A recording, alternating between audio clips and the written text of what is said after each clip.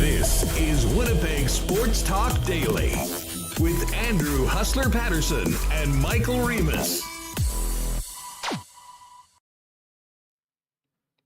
Hey, what's going on, everybody? Welcome to Winnipeg Sports Talk Daily and CFL Kickoff Day. Finally, the 3-down game is back. We got one more day to wait for the Winnipeg Blue Bombers home opener tomorrow night, IG Field. Hope we'll see you there. We'll get a bit of a Bomber preview and get DB Darrin Bauming's thoughts on the Canadian Football League overall when he joins us in a few minutes on the program. And don't forget, DB and Chris Walby will be following Winnipeg Sports Talk today right after us with their Game Day Winnipeg edition after 3 p.m. So stick around to the end of the program and then join DB and Chris Walby. Brandon Rewucki will also join us, get a chance to talk some Stanley Cup playoffs as well as Jets offseason.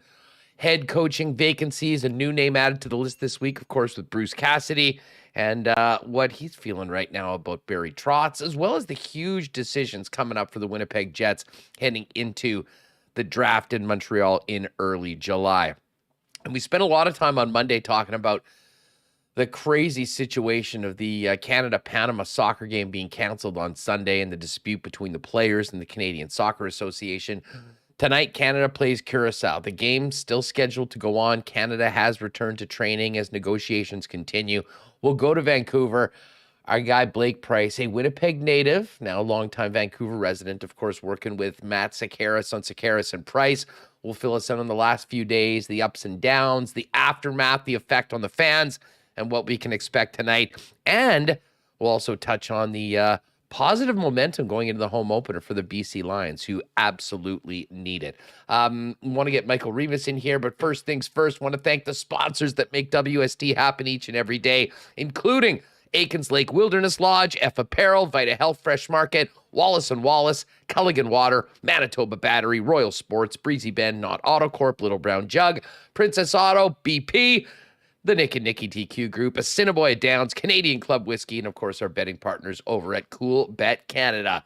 Let's get this show going. Welcome to everybody that's joining us on YouTube today. And of course, appreciate everyone downloading the podcast and listening via audio. If you ever have the opportunity to give us a 5-star rating and review, helps us spread the channel as well. And if you're with us on YouTube, bang that red subscribe button and hit the thumbs up. Michael Remis, what's going on?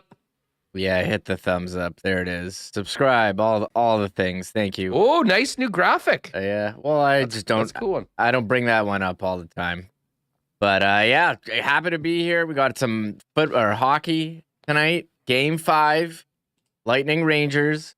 But also, yes, CFL Kickoff. Very excited. We're gonna have to wait. It's a late one with Montreal and Calgary. 8 p.m. start time. I'm good with that, though, because we got a hockey game at 7. Yes. Well, I think it might be, this might be a great day. I've been mentioning this throughout the playoffs. I always love going down to a Boston Pizza or a sports bar, but especially BP to watch the game.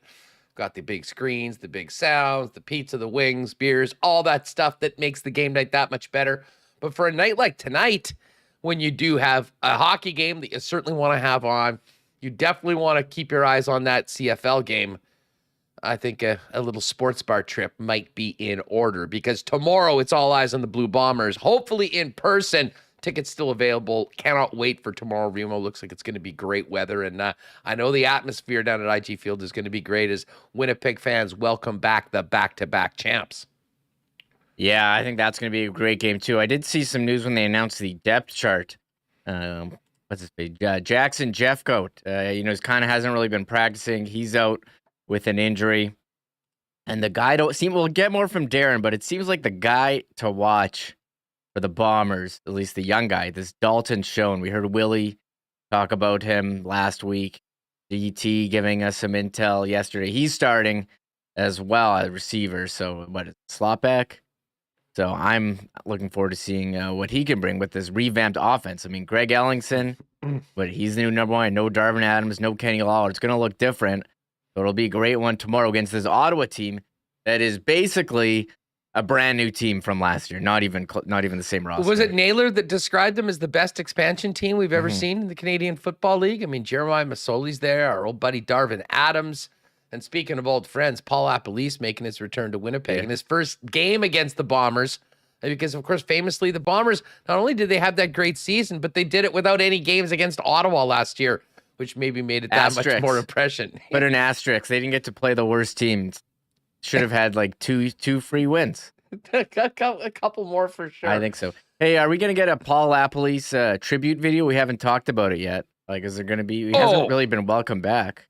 There has to be some sort of welcome back to Lapo for sure. How do you do a tribute video for a offensive coordinator? Like, if there was a Paul Maurice tribute video, like, there's definitely highlights you could have of him doing like media availabilities and yelling at officials. But that's great. The Lapo one would involve getting a dunk after winning a Grey Cup and having a big celebration after actually winning something.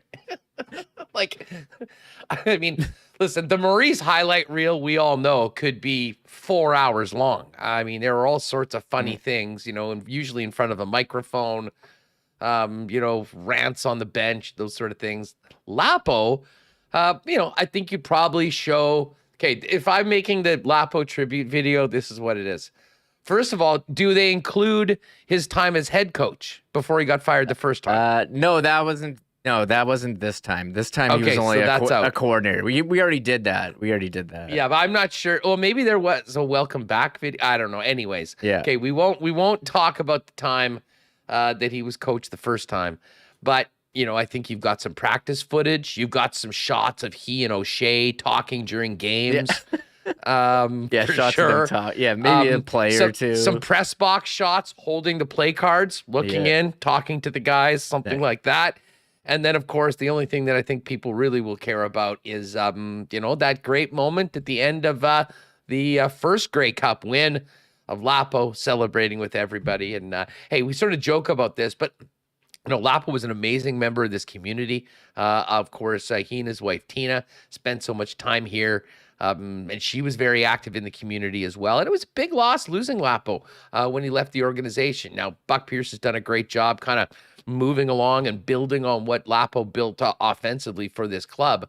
But I do know there's a lot of fans of the Winnipeg Blue Bombers that sort of have a soft spot for Lapo and the Ottawa Red Blacks, especially considering what they went through last season. All that being said, Reem, there will be no sympathy for the Red Blacks tomorrow night because it's all about the Bombers getting that first win and welcoming the fans back to the stadium and hopefully having them leave happy. Yeah, I agree. And we're also saying, we talk about Lapo coming back, Darvin Adams coming back. A number of people in chat saying Jeff Hamilton's reported that there will be a tribute video for Lapo and Darvin, and you can put a number of Darvin catches, notably the Zach Caleros' "I'm here" moment against Calgary in the corner of the end zone, and of course in the Grey Cup as well. So that'll be a fun night. Raising of another. I'm curious what the banner will be tomorrow, because last year the banner was like, it's kind of generic, Huss. It was just like 15-time Grey Cup champions. It wasn't year specific. I'm curious that it will be like a back-to-back. It's 11 time, by the way. We're giving them a few extra Grey Cups here on the program. Hey, come on. We're from Winnipeg. We're made from what's real. We need to be focusing in on the real numbers. And of course, there's a note here. I mean, by the way, in the chat, anyone been mad online about the new Winnipeg slogan that was launched yesterday? Made from what's real? I'll say this. I have no takes on this. I'm not going to get all over anyone. I will say this from a marketing perspective, especially when you're doing something for a city or a province, it's almost guaranteed that you're going to get shit on publicly, no matter what it is. I would say this, that maybe it's a little, it's more warmly received than Spirited Energy was. But again, that's setting the bar quite low. And I guess that's the logo. So the Winnipeg, Manitoba, it's got a real indigenous feel. The ad was interesting. I mean, they got, it's a couple great musicians doing the song in the back. The videography is really good. It shows off some of the good stuff of Winnipeg, but it all just does come back to the saying, made from what's real. Winnipeg Sports Talk, made from what's real. Can we co-opt that as well, Reem? Yeah, we're made from what's real. A lot of this is very real. Appreciate everyone in chat and yeah, real Winnipeg talk. I guess they must have heard us dumping all over the city flag, and then they just came out with the slogan right away. We don't have, we talk about what CM Punk wearing the Chicago flag. We need if once Jericho wears this in the ring, then we can say it's arrived. I've been thinking about this now that, our slogan is made from what's real. We did touch on the Winnipeg flag earlier, which was quite underwhelming. This is a perfect time to launch a new flag, and I think I've figured it out. It's going to have the golden boy in the middle, flanked by a Slurpee and a pierogi, and it will be surrounded by police tape, like a crime scene, giving a nod to many of the things. And maybe there should be 10 feet of snow in the background of it as well, and a mosquito on it. We've pretty much gotten the true Winnipeg feeling in that bit. You hit it all right there. So I figured it would come up at some point. We're kind of slowing down on the Trots watch. Not a lot of news today. There were a lot of news about some other head coaches. I saw Frank tweeting. But as far as the offseason hockey news, I wanted to get to Frank Seravalli. This is the time of the year. All the trade bait lists, the trade target lists. Thankfully, we need something to talk about. And Frank Seravalli has his annual trade targets list because here it is. Yeah, got to have something to talk about. Alex DeBrincat, number 1.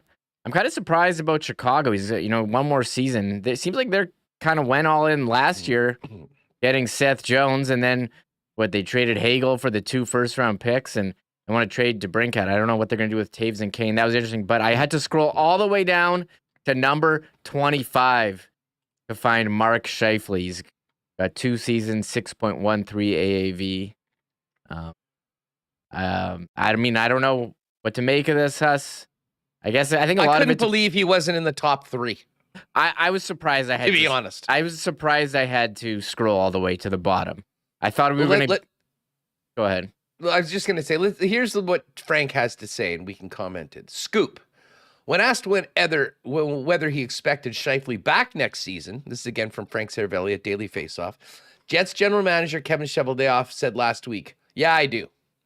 He wasn't going to say, quote, "No, I'm trading him." But, Frank adds, "I don't believe trading 55 is high atop Jets' priority list. Cheveldayoff waited a long time to get a 1-2 punch down the middle like Scheifele and Pierre-Luc Dubois. Plus, it will be difficult, if not impossible, to get equal value in return. Scheifele has not asked for a trade, to our knowledge, but he may have a say in what comes next." I love Frank, but I don't necessarily agree with a lot of that. I'll say this. I think that Scheifele should be higher up on the list, put it that way. I certainly do agree that what else was Chevy going to say when he was asked by Zeiss at the Combine if Scheifele was going to be, with the Jets next year? Yeah, you do. And I think part of that might be, I don't doubt for a second that with the scuttlebutt and, what's sort of come out at the end of the season, that there's many general managers that have been sniffing around or that have expressed interest in Scheifele, and maybe it's a way to try to increase the value of a player like that. The one thing I'll say, though, Remo, is if we're talking about Scheifele being on the list, period, with what he's done offensively, with his contract, with 2 years left on it, by definition, I think he should be higher up on the list, even if he doesn't get traded. But the other part of it is, I will say that I do think it's in the Jets' plans, or I do think it is more of a priority to make a significant change in that leadership group and at the top. And as we've been talking about for 6 months, I really think that if you were going to do it, the time is now to get maximum value for it. And I don't think that it'll be difficult or impossible to get equal value in return for Mark Scheifele. That's just where I'm sitting right now. I know there'll be some people that'll probably disagree with the chats. Fire it in there if you're with us on YouTube, what you think. What was your reaction to that, Reem? I mean, we had heard his name mentioned by Drager a couple weeks ago. Jeff kind of tried to quiet down some of the Scheifele talk. I don't know if it was this week or last week. I think a lot of it depends on Pierre-Luc Dubois, because if you can't sign him, I agree. If you can't sign him long term, and I don't know what the likelihood of that is, then yeah, you probably shouldn't trade Scheifele, because then you go from having two pretty strong centers down the middle to none.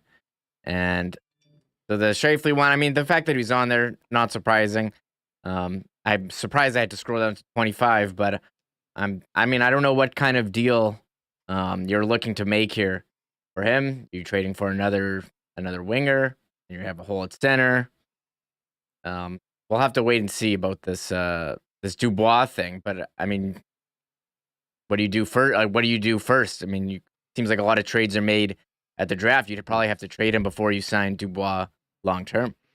Yeah, and again, I mean, we can't have this conversation without talking about it in the context of needing a head coach as well. And as much as I think the organization is fully aware of what the situation was, has heard loud and clear from the players in the exit meetings, and I think has their ideas of what makes sense for the team going forward, for whether you want to call it a clean slate, a better atmosphere, a path moving forward.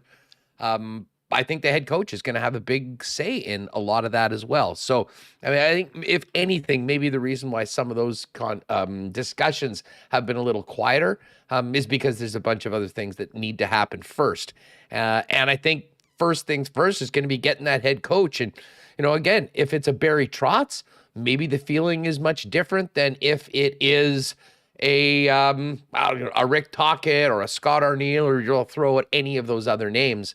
Especially in the Trotz situation, considering the discussion that, wants to move into management, and just with the resume and respect that he has coming into that job, I'd imagine that he would have some say and would have some influence in it. So I'll tell you what that is going to mean, Ramon, especially when we look at this list, and we can maybe go through a few more of these names. The next few weeks, especially once the coaching carousel gets going and there starts to be some decisions made and some deals signed, I think these couple weeks, especially that week of the draft, could be incredibly fascinating. While we focus in on Mark Scheifele and some of the Winnipeg Jets, some pretty significant names from around the league on Frank's list, and that's just in the top 25. Certainly there's many more players that might not be as household names or as established that could be on the move that could certainly help teams next season. Yeah, I think the other big name on there, Brinkhead's number one, but Kevin Fiala, I mean, he's for sure getting moved. He's pending RFA, $5.1 million to qualify him, and we know that the Wild are in a really bad salary cap situation due to the Parisi and Suter buyout. So does he get moved to, I don't know, New Jersey for that number 2 pick? And that was our first instance of a non-roster player here, Huss. Is Arizona cap space? Is cap space on the list? That's that was always my favorite as we got towards the trade deadline. Buffalo cap space, Arizona cap space comes in at number 14 on the TSN trade bait board. The only one I saw was Jacob Chitrin on Arizona, and he's got a great contract, 3 years, $4.6 million. I do wonder if they move on from him. So we'll be keeping an eye on the trade bait board list as we, playoffs are kind of winding down. I mean, we didn't have a game last night. What was I supposed to do? Watch what? The NBA Finals? I did. And pretty wild scene from the crowd there in Boston. Yeah, they were all over Draymond Green. And apparently, and it was funny because didn't Draymond at one point say like players before were a little soft and they couldn't hack it right now? And then he fouls out. He has not had a great series so far. Steph's showing up big time. Klay Thompson's looking a lot better. Draymond, not so much. Fouled out last night, and there was a vulgar word that starts with F involved in a large crowd chant that his wife wasn't too pleased about last night. But hey, it's the Boston Garden. It's all those massholes fired up for their Celtics in the finals. I don't think that anyone in the Golden State group was probably thinking they'd be treated too hospitably. But let's face it, it's a perfect dichotomy between the more sleepy San Francisco crowd and an old school place like Boston in this NBA Finals series. Yeah, we'll see how this goes. I think we have a series that could go 7. The Warriors versus the historic Boston Celtics. I'll be honest, I haven't paid too close attention, but as we go on and we get close to, some very intense basketball, and there's no hockey on, I could be talked into watching this one. Hey, just get it back to hockey for a second. We'll touch on the Oilers finishing up in Evander Kane. But I know you got in the notes Bruce Cassidy looking to coach ASAP. From the sounds of it, Don Sweeney actually went to his house to fire him. As Don Sweeney said, How did he take it? Not well. That is going to be a guy that's going to get behind the bench. And I think just knowing the limited amount of what his character seems to be, he'll be an incredibly motivated head coach that will not only be looking to win games, but will be looking to stick it to his old team at any opportunity. Yeah, it was really nice of Sweeney to go to Cassidy's house in person in the days of Zoom and text messages. So Ralph Kruger thought that was a nice move. That was a classy move. Here's the coaching updates today from Frank. Shout out to Frank Seravalli, Daily Faceoff. Blackhawks looking for permission to interview Luke Richardson from the Habs, who's been highly regarded for a while. Brad Shaw as well. Derek King, a strong candidate. David Quinn interviewing with the Red Wings and Flyers. Flyers interviewed Jeff Blashill. I believe Cassidy's on the list. And Flyers, it's expected that John Tortorella, will be in part of the second round of their hiring process. So if this was a reality show, I guess they got the roles and move on to round two. Is that? I don't watch The Bachelor. Speaking of Tortorella, was he taking credit for the Lightning being the powerhouse back-to-back Stanley Cup champion units that they are? Yeah, well, this was an article Joe Smith of the Tampa Bay Times put this one out, and I had a laugh at the headline here. The Lightning believe getting swept by the Blue Jackets was a turning point in their championship arc. We all remember they were huge favorites in 2019 and maybe one of the more disappointing playoff performances ever. And when they got swept by Columbus, who was that the only playoff series they've ever won? Oh, sorry. Does the one against Toronto count? Yeah. The pre-playoff in the bubble? Yeah, of course. That's a legit loss by the Leafs. Okay, yeah, that's true. If we're gonna say the Leafs lost, then yes. We can't say if they didn't win, then the Leafs didn't lose, and I think everyone would agree the Leafs definitely lost that series. So the line here is John Tortorella saying we created a monster. So Tortorella taking credit for beating Tampa Bay, which awakened the beast that has won back-to-back cup champions. So should the Jets take credit for the Oilers' great playoff performance this year because they swept the Oilers last year and created a bit of a monster in the Pacific Division? Like how much credit does Connor Hellebuck and the Winnipeg Jets get for the performance of the Oilers in this year's playoffs? It was a sweep, and if Tortorella can take credit for the Lightning, maybe the Jets should take credit. They taught the Oilers how to play playoff hockey last year when the Jets swept them. So I think you might have a point here. You might be onto something. No. As far as Evander goes, our old buddy, the natural, listen, credit where credit is due. The guy made the most of this opportunity. He's not a dumb guy. He's maybe made some very dumb decisions in the past. But I think he identified that the opportunity to play on a struggling Oilers team, to come in, make a difference, and help that turnaround would be very advantageous in trying to rehabilitate his own image as a player and as a teammate and get himself into a better spot for a new contract. So as you can see up on the screen right now, thank you to all the fans who supported me this year. To everyone who doubted me, I thank you as well. That's vintage Evander right there. To my Oilers teammates, I appreciate each and every single one of you for welcoming me in and embracing me in such a genuine way. I'm grateful to have had the opportunity to play with such a committed, hardworking, and loyal group of men. The Edmonton Oilers are a first-class organization with such great staff from top to bottom, and I thank them for giving me the opportunity to play for such a historic franchise. To the fans of Edmonton, I thank you for treating my family and I with such kindness and respect. Thank you, 91. PR 101, say the right thing on the way out if you're looking at maybe coming back in the door later on or being re-invited back. And certainly I think Evander would love that. Although at the numbers, it sounds like he's looking to get Remis, which is in excess of 6 years and in excess of $6 million per season, potentially a 7 on one of those, whether it be term or length. I'm not sure that the Edmonton Oilers can do that. They made a short-term bet. It paid off big. But maybe one of the most interesting stories of this NHL offseason outside of trades and coaching hires when it comes to free agency is where Evander Kane goes next. what team will be willing to take a chance on him, and how many years they're willing to commit to a guy that has had very, very bad endings in his first 3 stops, Winnipeg, Buffalo, and San Jose in the NHL. Yeah, it went really well for Edmonton. They got him in on cheap. He, put him alongside McDavid, Draisaitl. But I think the game that he played in the playoffs, playing physical, agitating the other team, but also producing points. I mean, he's a pretty good player. Does someone want to commit to him long term? I'm not sure. I would maybe want to give him that on a short-term deal, but long-term, I know that he does need the money. That's been well documented. His financial troubles. I don't know. Free agency is always crazy, so I think someone is going to do it. I mean, he was pretty good in the playoffs, and he is the kind of guy that you would want on your team. Hey, you know what? And Evander's a personable guy too. Much like you saw, if you heard his interviews when things were going well, I mean, he would sit up there for 10 minutes in front of the microphone and say all the right things. And he's doing it publicly. He's done it via social media. He's doing it in front of the microphone.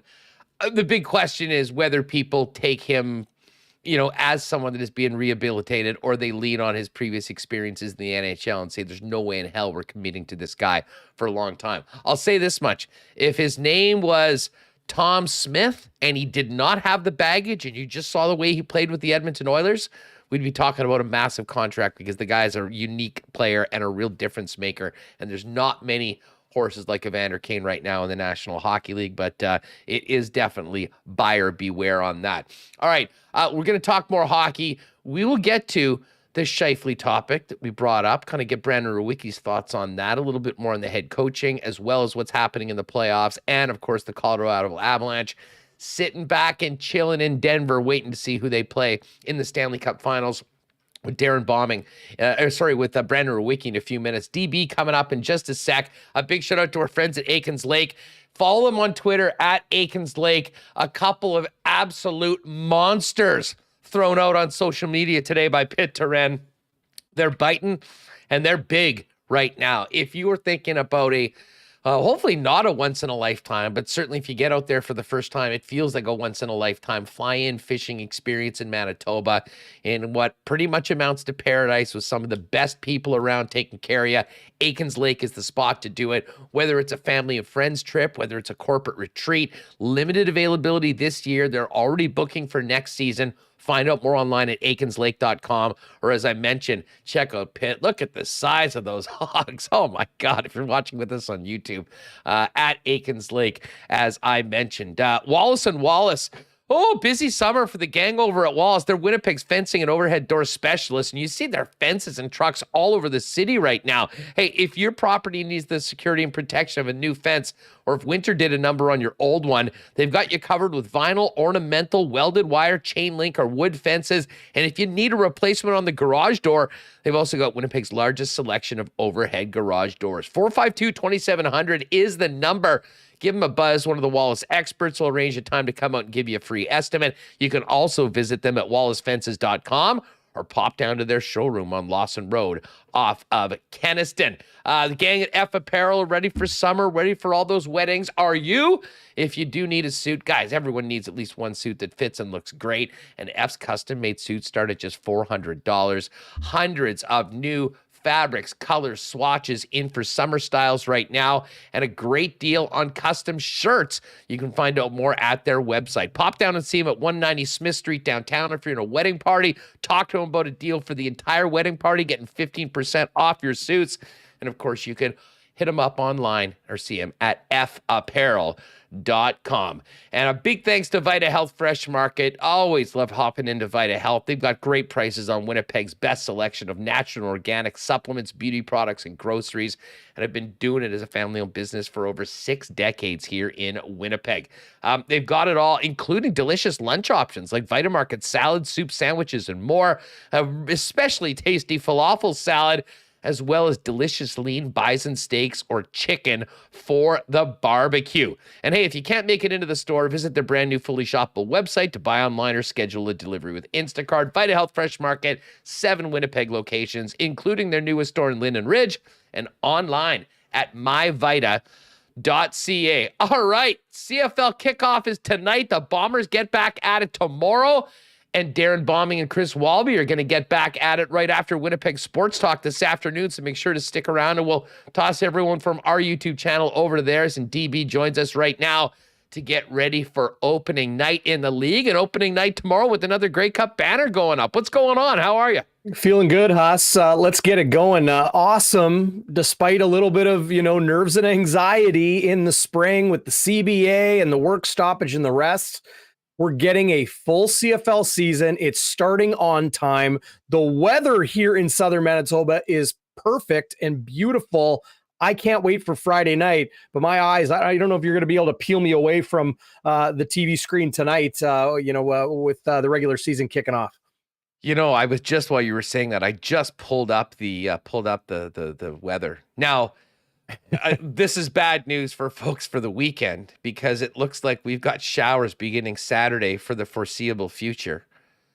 But Friday, 26 degrees and sunny, DB.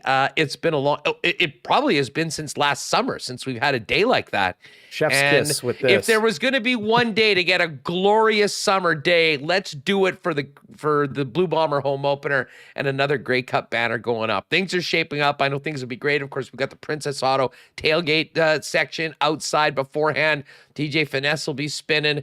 The parking lots, I'm sure, will be busy beforehand. But as far as the team, now listen, I do want to talk about the league overall with you, because I know you guys on Game Day will be really breaking down most of the aspects of the Winnipeg Blue Bombers. But let's talk blue right off the bat. And I guess the big news today, as the depth chart came out, Jackson Jeffcoat's going to take a seat for the first one. Now, fill us in on that, what you're hearing about Jeffcoat, and are there any other players missing from the week one depth chart that maybe were a bit of a surprise to the guys on the beat? Yeah, like a little bit of surprise with Jackson Jeffcoat. He's been dealing with something throughout training camp. He's worked out fully some days and taken other days off. So clearly something's been nagging him. He's officially listed on the CFL injury report as an ankle injury, was limited or either a non-participant throughout this past week. So he's on the one-game injured list to start 2022. Is it a huge concern?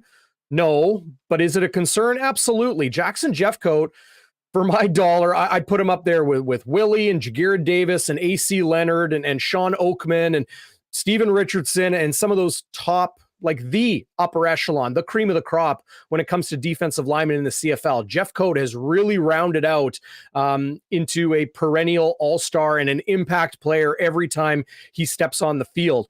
Is Winnipeg going to be okay without him? I think so. They've got two first-year CFLers. I don't like to call them rookies anymore because these guys have played pro ball before, but you've got LB Mack the third and Cedric Wilcots the second. And that's how I have them on the depth chart. Mack at 3, Wilcots at 2, and then Jackson Jeffcoat at 1 at rush end, of course, with Willie Jefferson as well. The Bombers depth chart says LB Mack is starting tonight. From what I saw in practice, I think we're going to see a lot of Cedric Wilcots, number 93.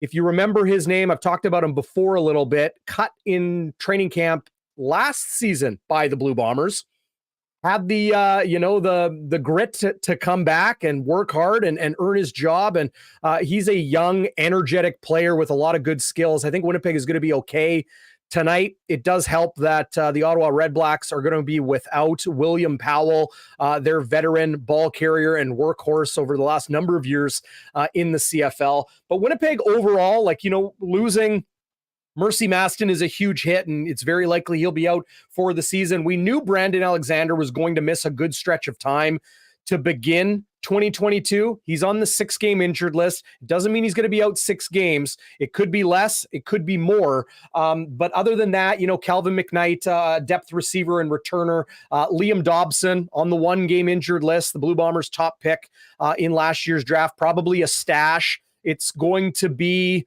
and those who, when I say stash, those who know what that means, know what that means. I'm not sure how bad his, possible injury is, but the Blue Bombers offensive line is going to be okay. They knew Jeff Gray was going to be their guy to start the year, having 4 of 5 starters back and a guy that's been here for a long, long time in Winnipeg native Jeff Gray and been a member of this Blue Bombers team. I think they're pretty stable there. So the defensive backfield, the defensive line, the offensive line, some pieces in and out, but overall Winnipeg looks good. When you got two healthy tailbacks, Zach Collaros, Willie Jefferson, and Adam Bighill, all ready to go, let alone Dietrich Nichols and Winston Rose and some really good receivers.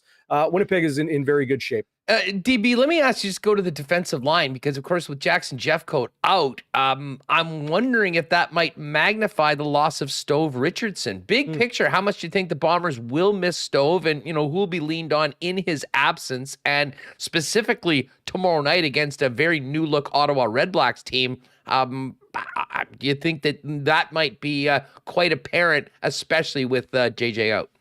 We know Jake Thomas, the Canadian veteran, is back, and he's a heck of a football player and leader in that room. Losing Steven Richardson is a hit. Like that guy was legit. Like he would lift guys up and push them back. 320 pound offensive lineman. He had that strength. He was short. He was wide. We know the name Stove doesn't come from his stature, but it is apropos to, how he's built. And him being, injured in BC Lions training camp and likely to be out for the season stinks, because Steven Richardson, I just love watching him play football. Everybody here in Winnipeg loved watching him over the last couple of years, and good for him, to secure his future and get a nice contract with the BC Lions. But I think Winnipeg will be okay. I was talking with Taylor Allen of the Winnipeg Free Press last night, Huss, and he spit off Casey Sales' numbers from last year. I think he had like 6 or 7 sacks and a couple dozen tackles as a defensive tackle, working behind Steven Richardson and Jake Thomas and, Ricky Walker right there with him as a rotational guy to put up numbers like that. I see Casey Sales now in his second CFL season, like many good players in this league, really taking a jump and a step forward. I think Casey Sales is going to maybe not make, fans forget Steven Richardson, but they're going to make it a lot more palatable. Let's talk special teams for a second. Just your comments on Mark Leggio, apparently being a guy to do both. Yeah. And how's the return game shaping up? And did you see much of that through training camp? I mean, that's obviously heavy collisions, with the practices, the way they're set up. I imagine we'll probably find out quite a bit as far as what happens actually in game action right now. But I mean, what have you gathered from that on both the kicking and the return side of things? Well, I was just scrambling looking for my depth chart. I put it out every year. You can check that out, bonfiresports.ca, in the news section, in the menu. The return game's been interesting because, we know Janarian Grant, like he was a late signing, deciding to come back to the Winnipeg Blue Bombers, kind of signing in the mid-spring. He's going to be the guy on kick and punt returns, but they do have some other options there. We know Nick Dembski has done it since he was a little kid, and he's done it at an extremely high level with Saskatchewan, with Winnipeg. He is a great plug-and-play guy in any return situation. Do they want to rely on Nick Dembski? I don't think so. You need him healthy and good to go and fresh for those offensive snaps, because he can be used in so many different ways. Reserve defensive back Demario Houston is one I think is right behind Janarian Grant in the return game. Probably going to be a DI, a designated import for the roster nerds out there. But having a guy that can step in a special package on defense, or step in if a player is down in the defensive backfield, that can also return kicks. A lot of assuredness given to the coaching staff to have someone like Demario Houston that can do both of those things. But it is going to be Janarian Grant. He has shown a real pop and electricity in a few seasons here in Winnipeg now, and they're going to expect big things from him. It's been the blocking in Winnipeg's return game that maybe 2021 left some people wanting more. And just quickly, as far as the receivers go, it does seem like Dalton Schoen is the guy that's going to be in there. You were pretty much every practice throughout camp. I mean, how did he stand out amongst the others, and do you have expectations for him with the opportunity he seems like he's going to be getting in week 1? It doesn't matter who you are. If you're starting snap 1, week 1 for the Winnipeg Blue Bombers, they expect you to perform, and you will be involved. Dalton Schoen, for a guy that was a walk-on in the NCAA at K-State, at Kansas State, for a guy that didn't get too many opportunities after school, for Winnipeg to identify him, see something in him, bring him up here, teach him the waggle, learn the 12-man game, all of those different things. And then to hear Zach Collaros And I even heard Willie Jefferson on this very program, Hustler, tell you guys and your viewers that Dalton Schoen was a guy that really stood out to him. That says a lot when a defensive lineman notices a rookie receiver. I couldn't believe Willie even knew the guy's name. Yeah, right. I mean, to be honest, usually it's okay. If you make the team, we'll do our introductions. He might have been. I think when I asked him about the standouts, that was the first guy that he mentioned. And right. Listen, I noticed that too, because I think that was high praise for a guy coming in, Certainly. trying to turn some heads and make the roster, never mind being a starter. Mission accomplished. No question. So I'm excited to see 83 Dalton Schoen on Friday night.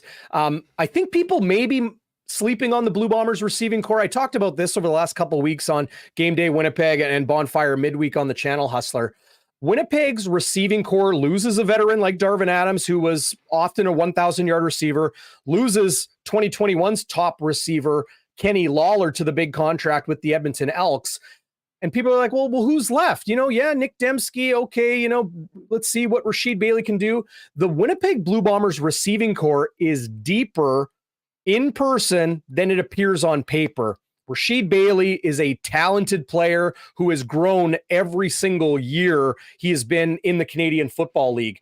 Nick Dembski, I think, can be a 1,000-yard combined rushing and receiving player this season. I think that opportunity is right there for him to be featured in this Blue Bombers offense now that they've moved on from a couple receivers as well as running back Andrew Harris. Drew Wolodarski will be pushed by Brendan O'Leary-Orange, a good, big-bodied, talented Canadian receiver. And then there's Greg Ellingson. Nobody's mentioning Greg Ellingson as the type of guy we've seen in the CFL year after year after year. Yes, he's 33 years old. Yes, that's the time players generally start to maybe decline in production or speed or explosion on the field. Last season, Greg Ellingson, his numbers, Jeff Hamilton mentioned this to me. His numbers were maybe a little bit expanded because he had a couple big games last year, but he played on easily the worst team in the league. The defense couldn't stay off the field. The offense, their opportunities were few and far between. And who were the quarterbacks? Like Taylor Cornelius took the job late in the year, and he couldn't really do much as far as really win football games. He'd throw to Ellingson a lot. Ellingson caught a lot of passes. You prorate his 670 odd yards last year. He's a 1,000-yard receiver again. You look at the previous 5 years before that with Ottawa and with Hamilton. Mostly with Ottawa. He was a 1,000-yard receiver every year. The Blue Bombers have targeted Greg Ellingson in free agency every year for the last handful of years, Hustler. They wanted this guy. He's not just going to be another guy on this Blue Bombers offense. They are going to throw the ball a lot to Greg Ellingson. And I think Zach Collaros, Ellingson's former teammate from years gone by with the Hamilton Tiger Cats, I think he's excited to have a veteran like Ellingson here. Well, let's do a little WST handicapping because I'm not sure whether there's a line for this right now, but you're probably the best person to ask. We're all going to be figuring out, by the way, there's still time to get in for a DraftKings contest, but you got to be in before kickoff tonight because it closes off. Remo, maybe throw that in the chat for people that haven't got in there yet. When we look at this Blommer receiving core, Kenny Lawler's gone and Darvin Adams is gone. If you had to pick, and let's just assume that everyone stays healthy, obviously, health will be the biggest factor in this. Who's the Bombers' leading receiver at the end of the regular season, do you think? It's a tough question when you look around it. I mean, Ellingson could be there. I mean, do you see a big bump from Rasheed Bailey? And I'll be honest, I think Nick Dembski's versatility with the way that he can catch the ball and the way they get it to him, again, sometimes it is technically running. I mean, I don't really have, there's certainly not a guy that it's obvious this. I mean, if we were laying out odds, I think it would be pretty close between a few individuals. This is a dynamic offense. That's what makes it difficult, right? Guys will move all over the field. Yes, Rasheed Bailey is the quote-unquote X receiver, the guy that's generally targeted the most in Canadian Football League offensive systems on the boundary side of the field, taking on the biggest matchup, generally speaking. But we've seen it with Paul Appolice, and we've seen it with Buck Pierce since he's taken over as offensive coordinator here in Winnipeg. They move guys everywhere. They'll be in the slot. They'll be out wide. They'll be out to the far side of the field. Nick Dembski, well, he'll line up pretty much everywhere. Drew Wolodarski comes down to the line of scrimmage, then he goes way outside to the wide. They're going to do a lot of different things. And then on top of that, you have the best offensive line in the CFL, hands down.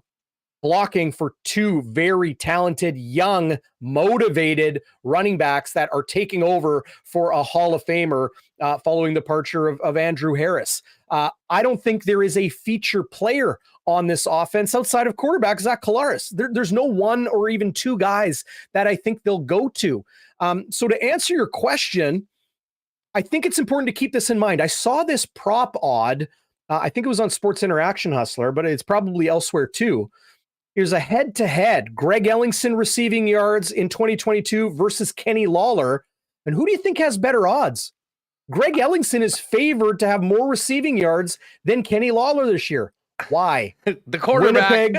Winnipeg's offense led by Zach Collaros. I think that tells the whole story. If they want it to be Greg Ellingson, it'll be Greg Ellingson. If they want it to be Rasheed Bailey, it'll be Rasheed Bailey. It'll change for sure on a game-by-game basis. That absolutely. Is the one thing that I think buyer beware. Big time on that one. And it'll come back to, and it will definitely come back to who's able to play the full 18 games and who stays healthy. Probably going to get the most opportunities. Just watch out for Nick Dembski, though.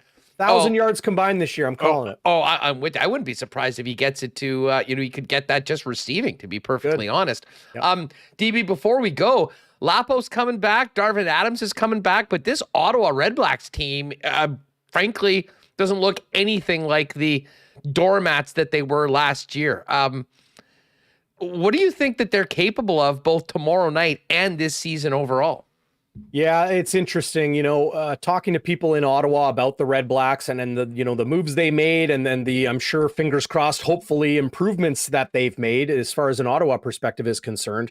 The defense might be a little bit better, might not. I kind of get wishy-washy responses from people that, watch the Red Blacks closely and have been through training camp in the offseason. The offense should be better. Yeah, William Powell is out for Friday night, but they've got, some good young players, and I think they've added to the receiving core. And obviously, when you plug in Jeremiah Mazzoli for, the mixed bag of quarterbacking and young players that they had there in 2021, the offense will definitely be better. Devontae Dedmon was pure electricity and a lightning flash every time he touched the ball in the return game for Ottawa last year and was, arguably the lone bright spot of the Red Blacks 2021 season. He's a member of the Miami Dolphins right now, so he's not going to be, it's a question mark as far as Ottawa's special teams look going into this season. But all that said and done, Paul LaPolice, a little bit more settled, a new GM this year that really tried to, plug a lot of holes in the lineup and bring some talent in. I've got Paul LaPolice coming on Bonfire Sports for a conversation next week, so I'll tease that right now, Hustler. We'll see how Friday night goes. And then we'll see what kind of mood the former Blue Bombers OC and head coach Paul LaPolice is mid next week. I had DT on yesterday. Derek Taylor, of course, will be calling tomorrow night's game. First regular season game, filling the massive shoes of Bob Irving over on CJOB.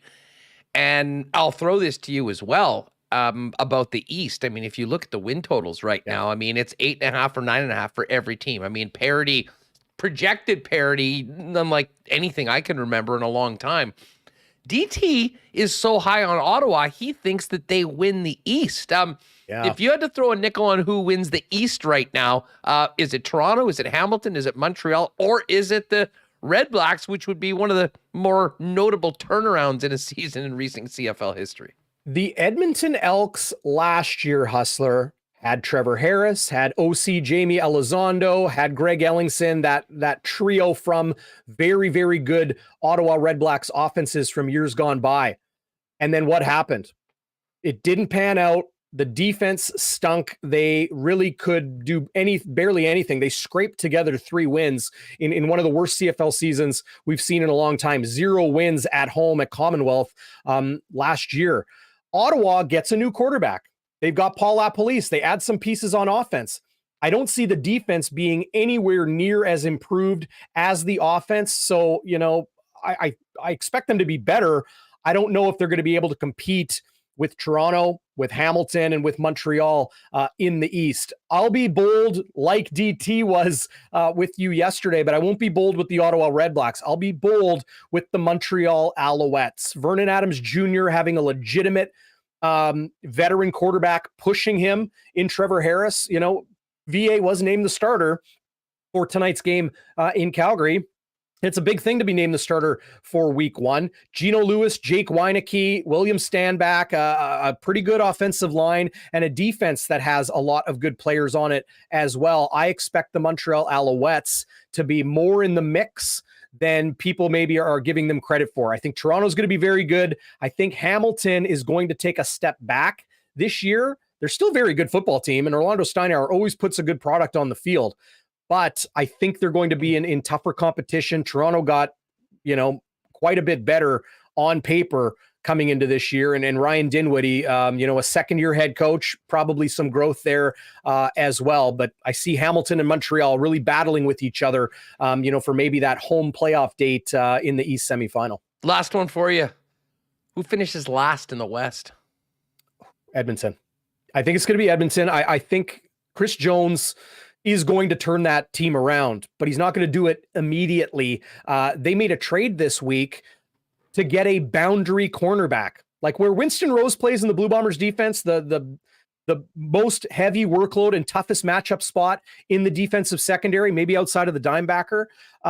They don't have that guy. Like they're signing Tristan Decoux and they're trading for, a player on the Toronto Argonauts and plugging him in. Like these guys are going to have to play tonight or this weekend. And they've only been there learning this different Chris Jones system for a matter of a couple days. I think it's going to take them some time. I think Nick Arbuckle will capture that starting job in Edmonton, but I think it's going to take them some time. It's nice that Kenny Lawler's there. It gives those younger quarterbacks a little bit of a safety blanket. But, James Wilder Jr., the run game, the offensive line, the defense, I think it's still very much a work in progress. Yes, Nathan Rourke is young and a Canadian, and people will, always maybe not give him the benefit of the doubt because of his passport right off the hop. But they've got a lot of very talented pieces on offense and defense. I think, somebody who has turned a, expansion team into a Grey Cup winner, like Rick Campbell did in Ottawa, to have him in charge of things in BC, and ticket sales looking pretty good in BC as well, selling out the Lower Bowl for their home opener. I think things are going to be a little bit brighter in Vancouver than maybe the weather has a reputation out there. Yeah, well, we're going to ask about Blake Price about that, as well as everything that's happened with the Canadian men's soccer team out on the West Coast over the last few days towards the end of the program after Rewucki jumps on with us. Quickly before we go, 3 p.m., people will finish up watching the WST program, and we'll head over to Bonfire, fill us in on week 1 game day with the big guy, Chris Walby. Yeah, Bluto and I will get the hat and tails on and get things going at 3 p.m. We're going to go top to bottom, of course, on the Winnipeg Blue Bombers roster, who made the team, who we expect to make an impact. We will take a trip around the CFL and, kind of maybe give our prognostications and predictions for how we see things shaking out. I want to know who's going to give the Blue Bombers the biggest run in the West. Will it be Calgary? Will it be Saskatchewan? Will it be maybe Edmonton or BC? I want to get Chris Walby's opinion, and I want your opinion out there, everybody. Be sure to hit our hotline, 816-8477, call or text, and of course, like you do right here on Winnipeg Sports Talk, hit us up in the live chat. You'll be involved in the pregame show with the legend number 63 as well. And that's a 24/7 number. Don't hesitate to drunk dial Darrin at any point. Just know that it might be used on an episode of Bonfire coming up. Hey, I'll look forward to seeing you and the big guy get after it once we're finished at 3 p.m. Darrin, enjoy the game tomorrow, and looking forward to what you and the team are cooking up over the season following the Winnipeg Blue Bombers in the CFL. Thanks, Haas. Appreciate it. We'll see you all in about an hour. Good stuff. There's Darrin Bauming. He and Chris Walby with the first regular season edition of Game Day Winnipeg following WST this afternoon over on the Bonfire channel. We are going to pivot to some hockey, and we'll probably get into a little bit of golf talk as well with Brandon Rewucki, considering today was the first day of the Live Tour over in London. And of course, the Canadian Open as well. We'll do a Canadian Open leaderboard update in a bit. We can tell you that Manitoba's Aaron Cockrell just teed off in the last hour, so we'll do a check-in on that. Just as we bring in Brandon, hey, I saw Greg in the from Royal Sports in the chat. What up, Greg? They had a huge tent sale on the weekend. Make sure to keep your eyes peeled for more tent sales throughout the year. But as we mentioned, tomorrow is the home opener. Game day. Might be time to update your Bomber fit for the game.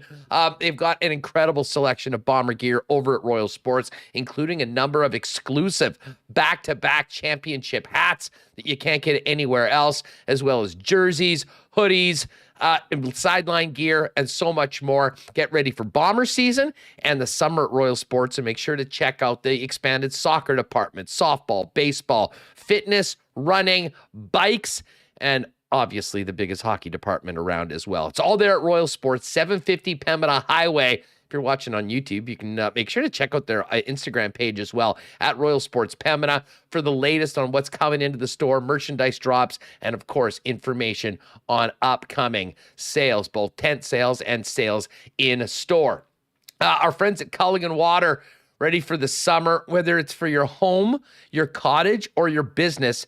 Culligan are the water experts, family owned for over 65 years, and have you covered. They've got it all: water softeners, filters, bottled water coolers, whole home systems, drinking water systems, and citywide water delivery services, as well as commercial and industrial water products and solutions. 1200 Sargent Avenue, 694-5180, and I'm up online at drinkculligan.com. I know Donnie and our friends over at Manitoba Battery are geeked for the home opener tomorrow. Big supporters of the Bombers. Sure, they may have some new TikTok going on their account for the weekend, going after Lapo and the Ottawa Red Blacks. But the bottom line is, if you need a battery for anything to make your summer a little bit better, Manitoba Battery's got you covered, and the bottom line is you'll save money and save time as opposed to going to the big box stores. Get the best price in town, shop local at Manitoba Battery, and you can save some time as well on the weekend by taking advantage of their extended spring and summer hours, open till 8 p.m. Manitoba Battery's over at 1026 Logan Avenue, 783-8787. Feel free to call, talk to the experts there, get everything you're ready for a quick and easy pickup, or find out more online at manitobabattery.com. And with our Bomber talk with Darrin Bauming, of course, we'll be covering the Bombers all season long for Princess Auto. I mentioned it a little earlier. Make sure you get out earlier and get to that Princess Auto tailgate. Some great entertainment, some specials on drinks and whatnot, some great food for some trucks. And then we roll in and see that banner get raised. Princess Auto, proud sponsor of the Bombers, and the place where you'll find the best deals and the most unique assortment of tools and equipment around. Everything you need to complete the projects on your list or start something new is at Princess Auto. 2 Winnipeg locations, Panet Road and Portage Avenue West, and you can shop online 24/7, 365 at princessauto.com. All right, members, get those hair emojis in the chat, because you know who's back. Our guy Brandon Rewucki, looking like $1 million US tax-free today, I must say. Just come from a big meeting or potentially a photo shoot? No, I've got a meeting coming up right after this, actually. I wish the exchange rate was a little better, because I'm heading out of town after this, so I had to take out some money, and that was a bit of a doozy right there. Getting the passport out, crossing the border. What's going on? A little golf trip, or is this family time? No, it's definitely not family time. I see the twinkle in your eye. Yeah, it's a bachelor party this upcoming weekend. And then even worse, though, is literally the day after it ends, I have a company retreat in Chicago that I'm going to be driving down to after. So, what's the first destination for the bachelor party? It's Wisconsin Dells, because nice. We're 21-year-olds, and my main man likes water slides and water parks. So, that's what we're heading out to. Not to mention, I'm actually quite jealous that you mentioned. I don't know. Listen, I'd be totally in for the water parks, but the mini golf in and around the Wisconsin Dells. I mean, you can have your own U.S. Open, Brandon. Get that on the list right now. Writing it down. Do a little digging, because you and the fellas can have a heck of a lot of fun with some serious competition, and you know what I'm talking about. Take some pictures too, by the way. I'll be very jealous of you on that. Let's get to it. There's a number of things I want to talk to you about in the offseason, but why don't we just quickly start with the playoffs?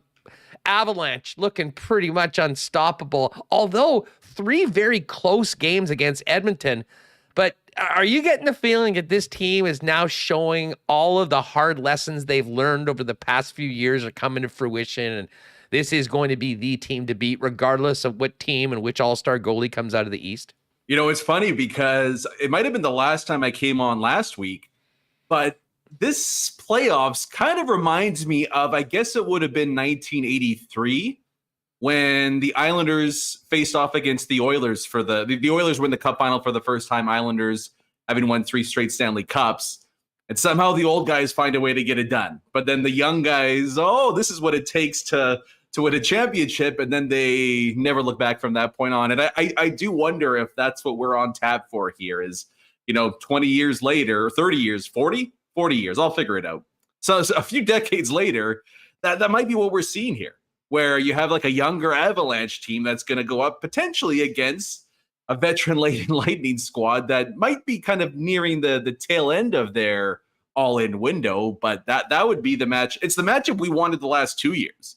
And the fact that we might get it this year is still good enough for me, although I wouldn't count out the Rangers just yet. I know a lot of people are jumping ship here after 2 pretty dominant defensive performances by the Lightning in Tampa Bay, but let's not forget what the Rangers did in games 1 and games 2. I think we might see Tampa Bay push to the brink one more time in this postseason. I kind of like the Rangers to win game 5 today.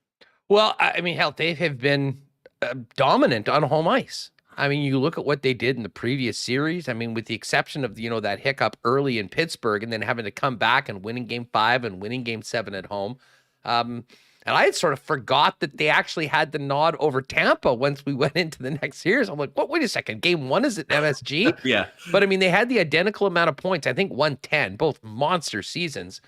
But they had the extra win, even though the ROW went to Tampa. Anyways, it's a ridiculous way of breaking ties beyond that because shootout wins are just counted wins. But that is not the point. Tampa, though, they were on the ropes, Brandon. I mean, that afternoon game on the weekend, they're down 2-0 in the series, down 2-0 at home.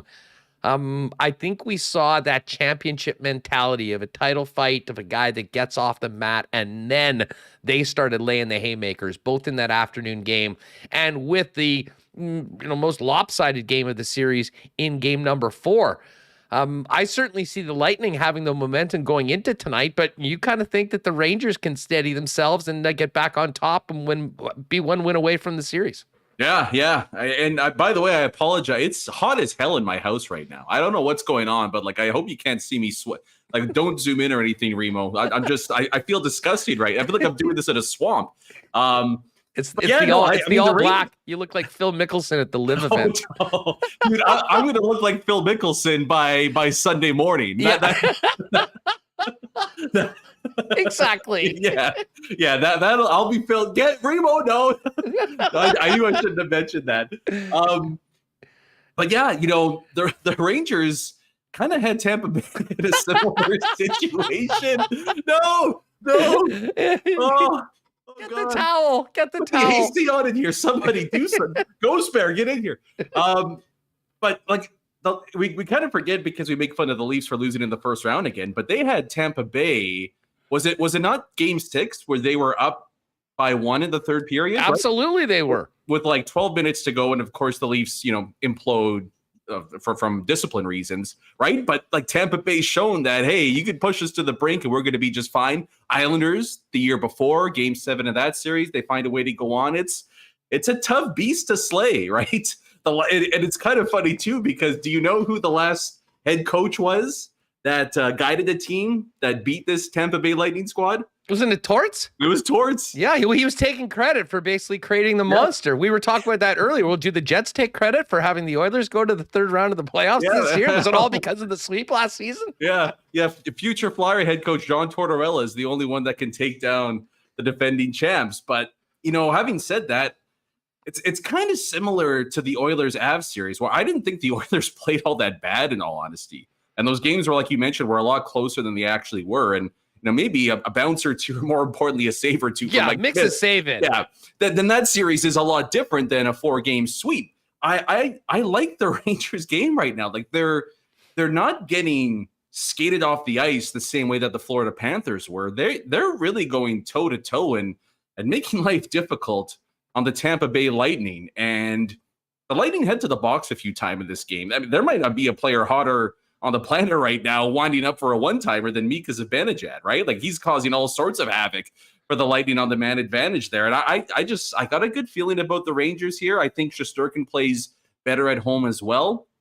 And maybe they can work some of the matchups in their favor in this one. But it's going to be a tight game for sure. But I feel like everybody's going way too far over to one side here and saying, Tampa Bay's won 2 in a row. They're going to sweep the rest of the way through. I think the Rangers still have something to say about this. The one thing I'll say about Tampa that they did better, much better, and they had to, in their home games, but especially in game 4. I mean, the Rangers just ate their lunch with those seam passes in game 1 and 2. I mean, I could not believe the grade A+ one-timers that they were getting.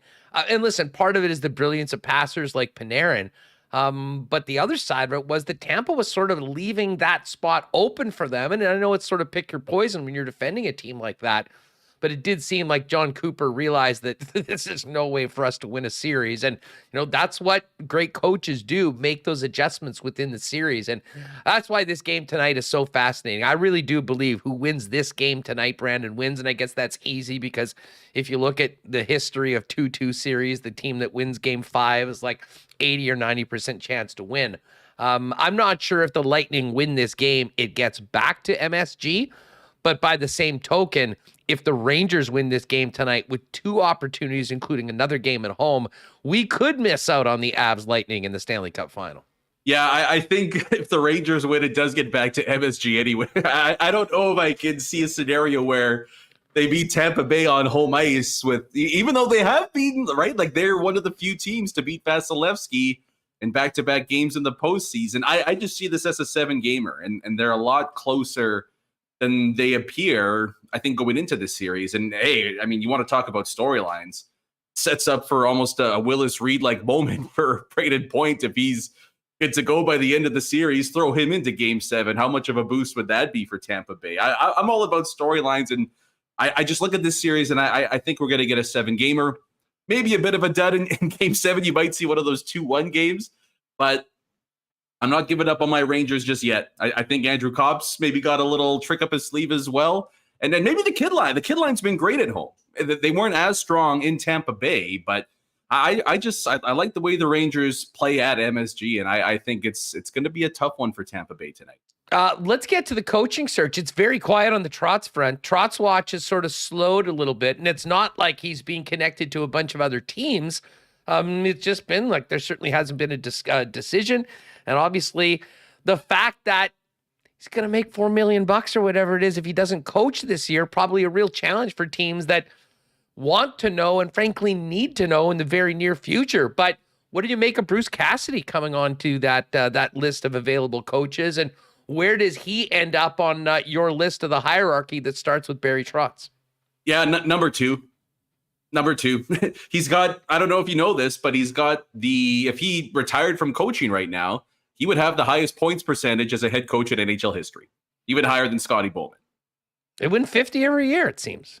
A 100-point team, and it's not Bruce Cassidy's fault that he didn't draft Kyle Connor and Matt Barzal and so on with 3 first-round picks. It's not his fault that the Boston Shabbat was the next guy. As well. Yeah. Like 16, 17, 18. Right after they went 13, 14, 15. Were there. Aho in the second. I don't know. I think Cassidy was given a major raw deal here. Although I don't know if this is Boston's real intention. I do wonder if they're trying to almost go into like a stealth tank mode for this upcoming season and take a run at Connor Bedard. I don't think that's the worst option for a team that, if Patrice Bergeron retires, for example, and McAvoy and Marchand and all these guys are out till halfway through the season. Well, we've heard that Pasternak might be on the block. And if that happens, I think we would see it. Now, he only has the 1 year left on his deal, and he's making, 6.67. A re-up on David Pasternak is going to be a significant raise based on how productive he's been. But maybe there's something to that, knowing how up against it they're going to be with some top players out, potentially losing Bergeron. If all of a sudden you take off McAvoy, Marchand, Bergeron, and Pasternak from the Bruins, maybe we are talking about a team that would have a few balls in the lottery. Well, and don't forget they have the ultimate voodoo, Taylor Hall's on the team. So I mean, you're pretty much guaranteed a number 1 pick right there. Right? Get my Bedard Bruins jersey laced up right now. It'd be the first one on the block with one. It would be disgusting if Boston like that. That would be maybe the worst one. Like a team that's so good for so many years will just suck 1 year and then immediately get back into it again. That would be like worst case scenario for me. But the other good part with Bruce Cassidy is that you remember his presser earlier on in the season. He already knows what's wrong with the Winnipeg Jets, so it might be a pretty quick fix. Right? That's actually a great point. That would be his interview, right? You just run the clip. Run the clip. Yeah, believe me, I think, what do you think about the team? Well, I pretty much told you in front of a number of microphones when we beat you guys here when we came through last year. Yeah, that was one of the most frank comments from a visiting coach we've heard in a long, long time. And certainly we talked about it and a lot of people were. But I mean, it just spoke to where the Winnipeg Jets were at that point and, sort of a little rudderless at that point in the season and not really able to make any consistent changes. Frank Seravalli put out his trade list today. Mark Scheifele was on the list, but he was the last name on the list at 25. What do you make about that? And obviously there was the comments of Chevy to Zeiss last week at the scouting combine where he was asked if he thinks that Mark Scheifele's in the plan for next year. And he said, yes, I do. I sort of think, what the hell else is he going to say? Yeah. But just your thoughts on the likelihood of Scheifele being dealt. And, if that was the case, whether it's a good idea or not for the Winnipeg Jets, both on the ice, in the locker room, organizationally, everything that goes into moving a player of that stature. Yeah, it's tough because I get both sides. Like I understand, especially like for Chevy, for example, wanting that 1-2 punch down the middle, basically since this team moved over here. And even when they went to the West Finals, right? Like it was like a couple of months that they had it with Paul Stastny here. And I can understand Chevy thinking, you know what, if we have a dynamic center group like Scheifele and Dubois and maybe add in a third piece at some point this offseason, that, you know what, we're not that far away from contending. And if we bring in a high-end coach, that can alleviate some of the issues that have creeped into his game this past few seasons. But at the same time, it felt unforgivable what we saw on the ice this past season specifically, but this has been an issue for 3+ years right now. And I just feel like as an organization, if you want to be legitimate about holding players accountable and setting the tone when it comes to the culture of this team, then you bite the bullet to some degree and you move on from a former pillar of your franchise. That's where I'm at right now. It doesn't mean that Scheifele, if Scheifele stays, that this team is destined for failure. I think there's a path where he stays. And if it's Barry Trotz, for example, that this team finds a way to be a bit of a tough out by the time the postseason rolls around next year. But what that tells me, him being at 25, is that maybe the temperatures cool down a little bit. Once the season's come to an end here, both sides have cooled off a little bit and said, you know what I said at the end of the year was maybe a little bit harsh and I was running hot, but that element still exists. That dynamic is still there between both sides. If I had to pick one way or the other, I would probably lean towards the Jets are going to be shopping Mark Scheifele still. And if there's a good deal out there for him, that they're going to pull the trigger on that. I don't really put any stock into what Chevy said after the season so far, because like you mentioned, what Chevy doesn't say anything at the best of times. What's he like? He's not going to come out and say, yeah, I talked with Scheif. He wants out, and I'm going to grant him that wish. And now I have no leverage when I talk with 29 other teams, right? So I don't really put much stock into that. Well, you're right. And I mean, part of it too, we all know that, the NHL GM game a lot of time is basically a poker game. And saying one thing and believing the other is sometimes part of trying to juice up the market or letting guys know that if they really are interested in Mark Scheifele, you're going to have to make me an offer that, that I can't say no to, which would be the best case scenario, and having a number of other players or player GMs, if you will, involved in the mix. Certainly it's going to be something that we'll be talking about quite a bit heading into the draft and the deadline, although it is interesting to see. I would have thought, when I saw Frank was putting that thing out, I thought, well, what's the lowest Scheifele could be? 3, 4 on the list? So the fact that he was 25 was interesting, but maybe we pay more attention to that here in Winnipeg than maybe others do outside of the market. Brandon Rewucki's with us. B, we can't have you on without talking a little golf. Have you ordered your High Flyers or Crushers Live Golf team uniform yet? What have you made of the last week? Because it really is unfortunate. I mean, 3 years it's been since we've had the Canadian Open going on, and we will get to what's happening in the Canadian Open with a legitimately very strong field heading into the U.S. Open. And yet this entire Live Golf in London has sort of dominated the conversation because it's so fascinating from a business perspective. I mean, for major leagues in sports, and I will include Europe as well, I don't think we've seen anything like this in decades, really. Such an obvious, strong competitor with the funds that they have, grabbing so many big stars, or not so many, but some of these biggest stars, especially with the bad guy Patrick Reed and Bryson DeChambeau set to follow suit. Yeah. Live Golf, more like short-lived. Am I right? Heyo, anyone? They got the budget.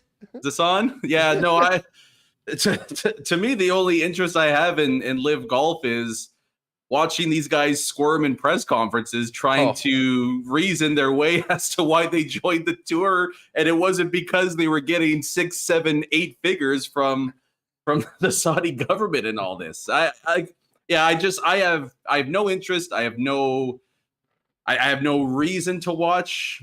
From what I've seen on Twitter so far today, it looks like a joke. To me, it is a joke. It's like the XGA. It's like the XFL. Like, this just feels like such a short-lived, short-sighted thing, right? Don't like, besmirch the XFL. You know I'm a big XFL guy. Yeah, sorry to bring that in there, but I just don't like. What's the business plan for this tour? Like, you're gonna have a few events, and then what? Like, no, is anybody actually going to be watching? Does anybody know where to watch this? Like, none of this. Oh, it's on YouTube. Oh, good. Yeah, you can watch it and then just switch over to Winnipeg Sports Talk afterwards. They did have like 60,000 people watching the YouTube stream, but I guarantee you 95% of those people were just somewhat curious as to how it was going to look. And the broadcast was fine. They did show a lot of shots. What was bizarre was the Formula One style leaderboard on the side of it, including the flags or the representatives of all the ridiculous team names that they came up in about half an hour, along with the MS Paint logos that they provided for them as well. Yeah, it looked like a Nickelodeon broadcast. I thought I was going to see some slime on the screen. The whole thing just screams joke to me. That's all it is. And the players are just going to cash in on these ridiculous paydays, but like, how are they going to do this again next year, right? Like, you're going to give DJ another $125 million, but like, where, like, I just don't see how this is profitable at all. And again, my whole point in this is like, was it so bad on the PGA Tour that you had no choice but to move on to something like this? You know what I mean? Like, it wasn't like these guys were playing for pennies out there. It wasn't like NCAA golf where they couldn't use their image and likeness and they couldn't find a way to make money, right? Like, this whole thing is just a complete cash grab. It's been obvious right from the get-go. Anybody that says otherwise is just lying to themselves. And what would be most interesting to me is they have the one tournament in the States some point in the near future. A bunch of them. It's in Portland. Like, we were talking about this yesterday. Is the Antifa crew going to be rolling up outside the country club right now? Like, of all the places in the United States for the first event to happen, Portland, Oregon. Yeah. Just when you talk about the political nature of everything around this, I mean, I laughed, and I am quite interested to see how that all works out. Yeah, like what the fan reaction is going to be there. Exactly. Like, will there be fans? Will there be fans? Is it going to be like Happy Gilmore? Is it like, are people going to be booed the entire time? Like, that is intriguing to see what the reaction is going to be. But as far as the actual golf, like, pass. Let's move on. It's going to be all those ladies that were jumping on the court at the Timberwolves playoff games. they're already mobilizing in the Pacific Northwest, waiting for the Live Golf. And Ishaboy Bruce in the chat. What up, Bruce? That's the great question. Who is the he hate me of Live Golf? Nice. I think we know who that is. It's Patrick Reed. Patrick Reed. Patrick Reed is everyone hate me. Yeah, no doubt. Well, as I said, and quickly, what did you think? Phil looked like, for a guy that was taking time to be in therapy and spend time with his family, that guy just spent 3 weeks in Las Vegas. I mean, he was bug-eyed, unshaven. I mean, that was quite the scene. And by the way, wearing the black leather jacket he had from the famous Faraday interview as well. He looked like Shooter McGavin. I thought he was going to pop the collar at some point. Little finger pistols. Like, he's been through it. Like, he's been through it big time. That's a guy, like, how much has he made over the past? Like, he's made, like, what, $500 million? Right? Like, I wonder what's going on off the course for him that he feels the need to dive into some poor wagers, a cautionary tale of not knowing your limit when gambling. I think that's the first obvious route, and certainly from Alan Shipnuck and the book that came out. But a lot of things happening behind the scenes. And Phil, now listen, this brings us to next week. And I thought Feinberg laid this out. I mean, we live for the majors. We're so much fun. We'll be doing pools, we'll be doing lineups and all that.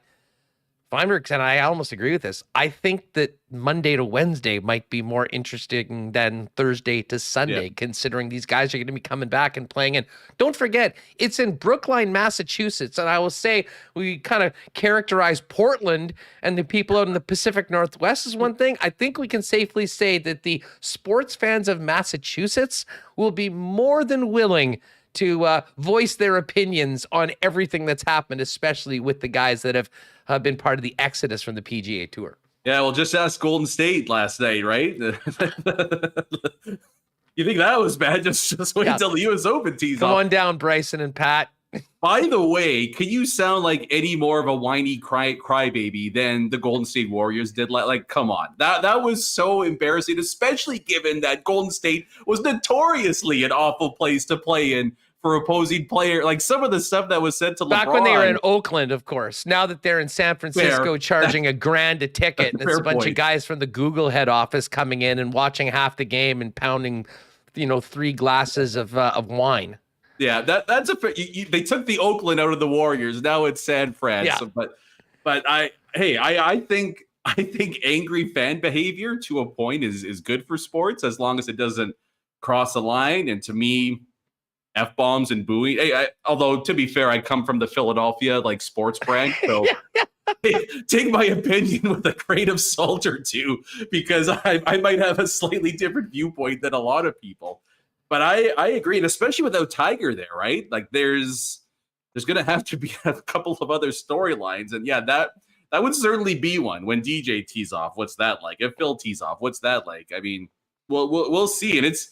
The U.S. Open is always notoriously the hardest tournament to play each and every year. And it would be nice to get a bit of a Bronx cheer or a Boston cheer if DJ taps in for double bogey at some point and the gallery goes absolutely nuts. It will not be the patrons at Augusta. It will not be a similar sort of response when the U.S. Open tees off. No doubt about that. Hey, quickly, Canadian Open, just looking at the leaderboard right now, Wyndham Clark with a 7 under par. He is in the clubhouse with the lead. Matty Fitzpatrick, who I've got a little cheddar on at 20-1 with a nice first round at 6 under par. But Mac Hughes tied for 4th, 4 under par in the clubhouse with a 66, tied with my guy Tony Finau. Roger Sloan in the top 10 at 3 under par. He's still got 8 holes to play. Wes Heffernan -2 through 2. Adam Hadwin was 1 under. We haven't seen Corey Connors yet on the leaderboard. Nick Taylor's even.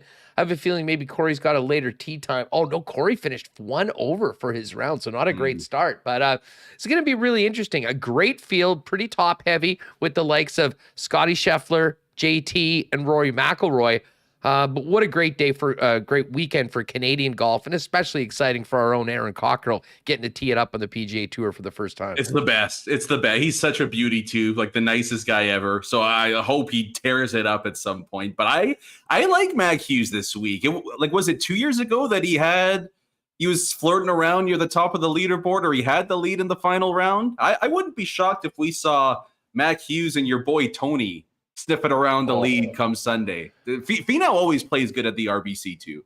Would I ever love that? Yeah, and we're just looking right now. Cockrell 1 over through 5, so very much in it right now, and looks like he's got a kind of nice little birdie putt coming up on the next hole. So we'll see what happens. We'll certainly be following him and is hoping that he can maybe play into the weekend. I know Mike McIntyre's there covering him for the Winnipeg Free Press, so we'll have some great coverage. May you drop many putts on the Circus mini golf courses out with you and the fellas. Travel safe, and hopefully we can catch up next week and maybe have a little bit more info on Trot's Watch, the NHL offseason, of course, the Stanley Cup final to talk about as well. Sounds great, man. I got my Gaviscon. I've got my extra strength Advil. Picking up some Gatorade later today. It's a little different, like a bachelor party in your 30s than it was in your 20s. You just show up and whatever happens. But I've got my survival kit, so I'm feeling pretty good about my chances. The black shirt looks good. People are wondering whether you're wearing a white belt and white shoes right now to go along with it. No. I would. It's actually sweat shorts. It's sweat shorts and a button up. And the collared shirt. Hey, yeah. I know the routine. I know the routine. Hey, thanks for doing this, pal. Have a great trip. Beauty. Sounds good. We'll talk soon. Good stuff. There's Brandon Rewucki. Give him a follow on Twitter at Brandon Rewucki, and make sure you're subscribing to the Skates and Plates podcast that Brandon puts out multiple times a week. All right. We are going to talk to Blake Price in just a couple minutes about what the hell has happened over the last few days with Canadian men's soccer team, the canceled game on Sunday, and this game tonight that actually somewhat is important, although the competition not quite what it would have been against Panama with Curacao in. We'll do that in a second. But I do want to give a big shout out to our friends at Knott Auto Corp for their great support of Winnipeg Sports Talk. I was talking to Trevor Knott last night. They have got an event out at the Gimli Speedway, making a video with some incredible high-end Tesla vehicles, doing some racing out there. We'll try and get out there and get some video for that. I'm really intrigued about it. Of course, they have been the Tesla headquarters in Winnipeg for a number of years and have so many amazing vehicles on the lot right now for you to check out. Why not get into the car of your dreams at a great price with the help of the Knott team? And you can find out more on the Tesla Experience program they've got going as well. Pop down, visit them at Waverly and McGillivray, or start your search online at knott.ca. A Bomber game tomorrow night, and you know that the CC will be flowing. Canadian Club, the official spirit of the Winnipeg Blue Bombers. You can enjoy that along with Jim Beam, Brugal Rum, Northern Keep Vodka. It's all there for you if you are getting into it a little bit at the game tomorrow night. And if you pop by any of the Canadians beer vendors, take advantage of the 6-pack of the Canadian Club and Ginger Ale ready to drink cocktail. You'll get a free Blue Bomber Slim Can koozie and be entered to win an autographed Bomber jersey, with a jersey to be given away at each and every Canadians vendor over the course of this month. Big thanks to Canadian Club for their support of Winnipeg Sports Talk, and we'll give away another one of those hoodies tomorrow on our marble race at the end of Friday's show. And hey, it's gorgeous outside tomorrow, 26 and sunny. I don't think we've had a better opportunity to really make a great blizzard day as the last few. Pop on down to Nick and Nicky DQ. 4 locations in Winnipeg to help you out. Oh, well, Winnipeg and Southern Manitoba, of course, the DQ in Niverville. Very growing community. Fired up for that MJHL team joining the league next year. DQ Northgate, DQ Polo Park, and DQ St. Anne's. And if you do want a DQ ice cream cake for an event coming up, hit them up on Instagram at DQ Manitoba, and they'll have it ready for you quick and easy to pick up at any of the 4 Nick and Nicky DQs. All right, let's head out to Vancouver right now and hook up with Blake Price to discuss the latest on the Canadian soccer dispute between the players and the Canadian Soccer Association, and of course tonight's game against Curacao. Blake, it's great to have you on Winnipeg Sports Talk. What's up? Great to be back. Thanks for having me. Let's go back to last weekend. I mean, we did a segment on Friday's show about the excitement of, a great crowd to watch Canada after, qualifying for the World Cup. And then things went completely off the rails. Take us back to last weekend in Vancouver, boots on the ground. At what point was this even on the radar as a possibility? And what do you remember about Sunday with the late cancellation that obviously ticked off so many supporters of the national team? It's funny. There was a training session late Friday afternoon, and I had just seen on Twitter, I wasn't attending that particular training session. And I remember seeing, oh, that's funny. The Canadian men's national team had a late last second cancellation of their training today. And there really wasn't. And I kept on doing a deeper dive into Twitter, and I knew the reporters that were, supposed to attend training that day. And it sort of died a relatively quiet death that evening. Nobody really, thought too much about it. Then as Saturday rolled on, training canceled again. And then news of this dispute comes out, and it starts to gain a little bit more steam. And I just don't think anybody really thought that this game would get canceled.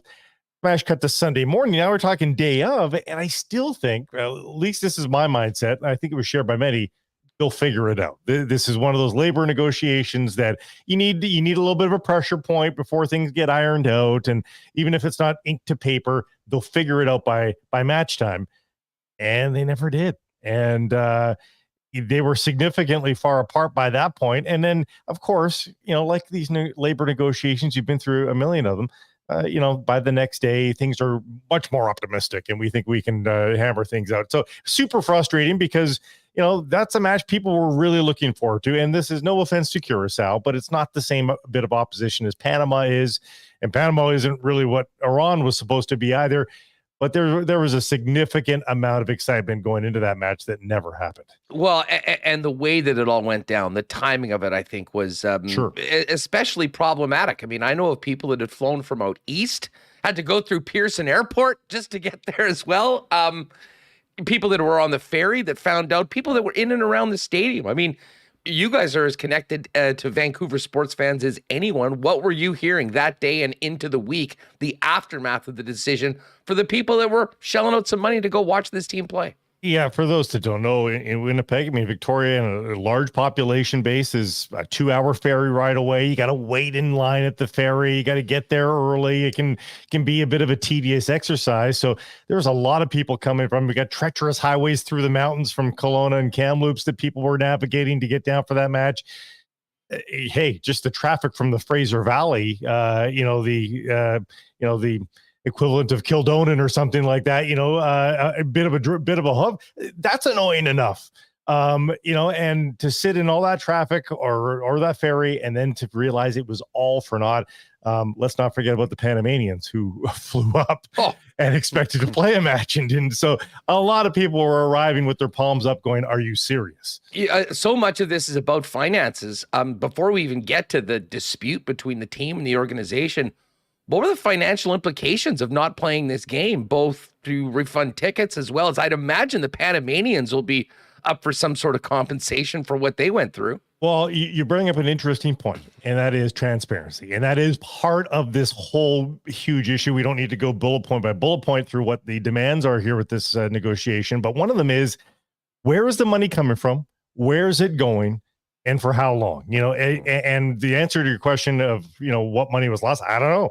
I don't know exactly. We can all make reasonable estimates based on, experts that we talk to, but we really don't know. And it's probably time, if Canada is going to join the elite group of world soccer, and by that I mean top 40, top 50 in the world, hopefully top 40, then this should probably be a more transparent organization with maybe a paid president that devotes the entirety of his life to during that time to serving Canada Soccer. There's a bunch of changes that should probably happen if Canada Soccer is about to embark on a bigger business model. Blake, when it comes down to it, what is the crux of the dispute between the players and the organization, and what have we learned over the last few days as more has come out as to for the start of it, and what Canada has the ability to do, and obviously how they're running this organization, which has gone through, granted, incredible growth with what the men's team has done. It's incredibly layered, sort of the emotion and the standard that should be adhered to in this situation, because again, we can't fall into NHL strike or lockout narratives here. This is not millionaires versus billionaires, as we used to say with any of the big four sports franchise work stoppages. This is well-heeled athletes. I mean, what's the lowest, the lowest salaried player is maybe $275,000 for, a backup goaltender like Dane St. Clair, who starts matches too. But hey, some guys are making millions upon millions at the top of the roster as well. And then it's a national sports organization, effectively run like a nonprofit up until this point, that now we have to sort of rethink this model of a work stoppage or a labor impasse in athletics. The United States is probably leading the planet on this, where 90% will go to the men and the women's teams, split down the middle. It all goes into a pot, whether it's the women's team going to the World Cup and getting a FIFA check or the men's team going to the World Cup and getting a FIFA check. It all goes into a pot, and the men and women split that. So that's become the most progressive model out there in world soccer for the international teams. Can Canada afford that, though? They've never been at the world stage at this level. The women in the U.S., if we're going to continue with the U.S. comparison, win World Cups and go every time. Our women go every time, but they're not winning. The men go almost every time, save for the last time out nowadays. And from time to time, even have some progression, which gets them even more money. So they've been raking the dollars in over the last 30 years, where Canada has not. So it can't be the same. There's nothing in the coffers for Canada. There has to be more for grassroots programs to maintain this new standard of Canadian soccer. There has to be more for executive development. Again, let's see a full-time president. That costs money, while also acknowledging, hey, the players that got Canada to this do deserve something here. They do deserve an increase from where they have. So again, just reasonable demands here, Hustler, that I'm surprised got to the point where they had to miss a match. Blake Price with us from Sekeres and Price here on Winnipeg Sports Talk, discussing the last few days with the dispute between the Canadian soccer players and the CSA. A huge part of that you mentioned is the business operations of Canadian soccer. And maybe if you could describe how this is set up, which is in such stark contrast to most other organizations, and what that has led to. Because I think from my perspective, Blake, it certainly seems that the first part about it, we can talk about splitting the pie all you want. It doesn't seem like the people running the show have done anything close to capitalizing or maximizing the value of this team. And that's a big part of the reason why we are where we are, that the money just isn't there yet. Again, back to transparency. What does Canadian soccer business, this third-party entity, do? We don't really know. We don't really have that laid out perfectly. And these are my words, not Canada Soccer's by any stretch of the imagination. But it almost feels to me like back in 2018 when they signed this, they were like, oh, God, this is such a hassle right now. We don't really have much going on. Can you just deal with this? We'll reap the rewards here, but you deal with this. When you get money, send it our way. Like, it almost felt like oh my gosh, we don't know what to do with this. We don't even know where we're going, which seems like a really counterintuitive situation or emotion to have at that point, given that's the same summer that Alphonso Davies was transferred to Bayern. And there was a distant sun rising here that we saw, like, there's reason for optimism. And surely Jonathan David was on their radar at that point, and others as well, that should have maybe had them say, no, let's keep all this under our roof here because we think there's better days to come. They didn't gamble on themselves. What do we always say about sports and athletes? Gamble on yourself. Ask for that 1-year extension, after a down year so that you can really get that, that big contract a year from now. They didn't do that with themselves. Even if they had signed a 5-year deal, that means they're up next year, and you would think they'd be able to offer or ask for sun, moon, and stars, whether that's from business partners going to the big banks and looking for, a sponsor there, or a television deal. Now, television deal is a bit of a moot point. We can get into that if you want to, but there's just not a lot of inventory to sell. But still, you would think they should be on network television rather than on a streamer. Well, there's no doubt about that. And I'll say this. I mean, as far as what the Canadian soccer business model is, I mean, I kind of understand in some ways the theory of, like, let's take a very important piece of our operation that we maybe don't have the expertise or the people, team up with some people that know what they're doing and get the most out of it, and it'll be a win-win. But, and again, you have to pay for that, right? So you're totally right. I think it's exactly what happened here. But then you lose. You're adding middlemen when you should probably just be hitting a home run yourself. Well, and then if the middlemen don't get the job done, it's doubly problematic. I mean, I can tell you here in Winnipeg, I mean, Desiree Scott is one of our, most famous, athletes, personalities. She's got 2 bronze medals and now a gold medal. You try and find a Desiree Scott jersey. I mean, it's been a funny topic. We've kind of said, oh, maybe next year we'll be able to get one. And then with the men, and we talked to retailers here. I mean, Royal Sports, a great sponsor of ours, probably the biggest store maybe between Calgary or Toronto and Vancouver. They are full with literally, you can get a soccer jersey of every team in Europe, all that. Try getting Canada merchandise. It is like, so true. And I mean, my God, I mean, both from a financial aspect, Blake, but also if we're trying to raise the profile of our national teams to a national consciousness, don't you think it might be helpful to have fans of all creeds, colors, sexes wearing Canada jerseys with Davies or Scott or Sinclair on the back. I mean, I just don't understand how from the outside, and again, this is just my opinion, it has seemed like they have been completely behind from the get-go, and there has been some incompetence and real missed opportunities that has also led us to what unfortunately happened for fans on the West Coast on Sunday. No, 100%. And there is some mitigating factors in the last 18 months, perhaps, when it comes to the production slowdown and the ability to get some product in. That only excuses that 18 months. This should have been going 2 years before that. And we should be seeing Desiree Scott. We should be seeing Alphonso Davies on billboards across Canada. We're not seeing that. Now, again, soccer's not hockey. It's got a long, long way to go. It'll never touch hockey. But sometimes you have to lead the horse to water a little bit when it comes to the consumer. You have to tell them it's a big deal for them to think it's a big deal. And you're right. Just seeing those jerseys, whether they are on the players themselves in a sponsorship endorsement capacity, or they're available for purchase, on every street corner, both of those things need to be goals for Canada soccer. And I mean, again, we're not Italy, but I remember traveling Europe with my family and Azzurri jerseys on every corner in Italy. Like my son just couldn't help but buy it was a knockoff, but a Balotelli jersey. But there's not even the desire to have that. The fact there aren't even knockoffs available, because that would even at least indicate a demand, a desire to create that knockoff to be sold. They haven't done a good enough job of raising the profile of these two teams, both men and women, to the point where people are like, maybe I should pay attention. Well, I mean, and the opportunity staring them in the face, and has been for a number of years. And I mean, I'll almost disagree a little bit with you on the hockey soccer comparison. It wouldn't at all surprise me if in our lifetimes, like in the next 20 years, depending on what happens with the trajectory of our teams, that soccer potentially could be rivaling hockey as far as, spectator sport. On a professional level, obviously, there's so far to go that probably isn't happening.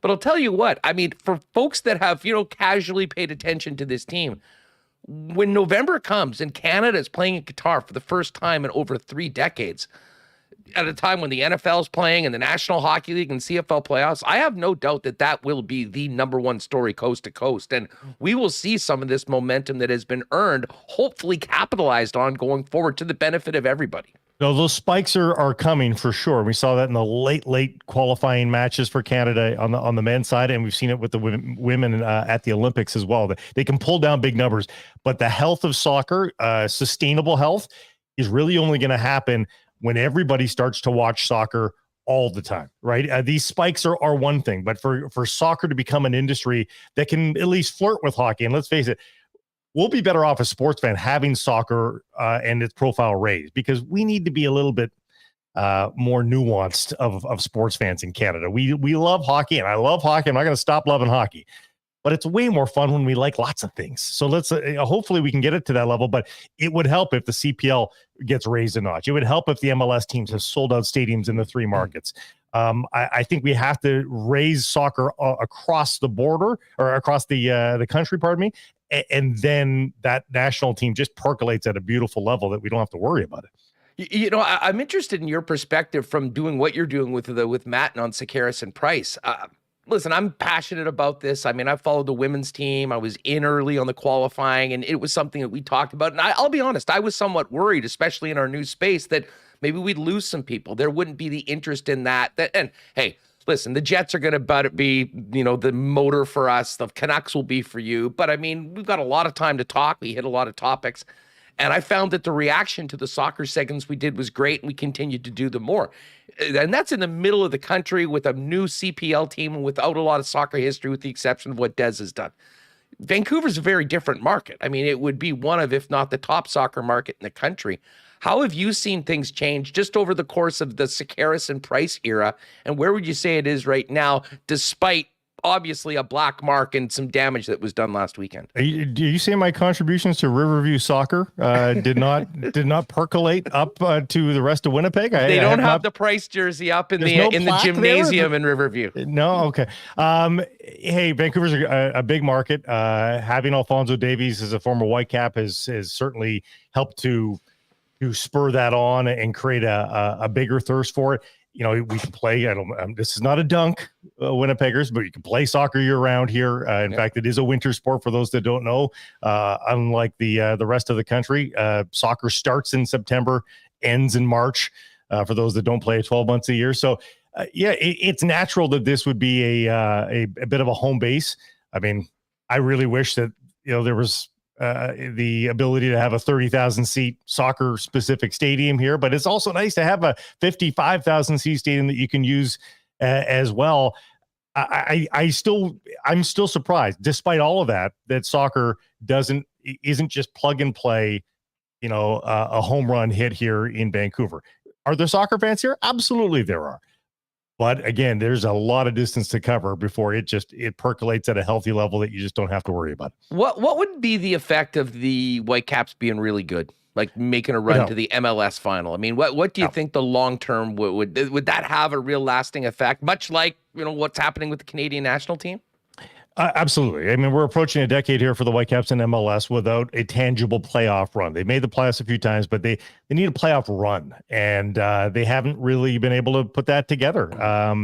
So, yeah, I think a storied run. I mean, I think it did a lot for TFC. TFC had a very futile start to their existence, but a couple of strong years in an MLS Cup, and it's almost plug and play. They're seeing a little bit of a regression now in the last couple of years, but it's still, the base has been created where I think they're pretty healthy.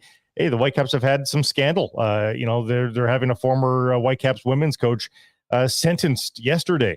I mean, that these sorts of black marks didn't help the momentum for the Whitecaps at all. So there's some road to hoe there for the Whitecaps. It's coming along slowly here. Really good leadership right now, but it's going to be a few years, I think, before they get back to where they want to be. Well, when it comes to, momentum, we'll see how much damage was done on the weekend. I mean, hopefully there'll be some people out there tonight to see Canada play Curacao.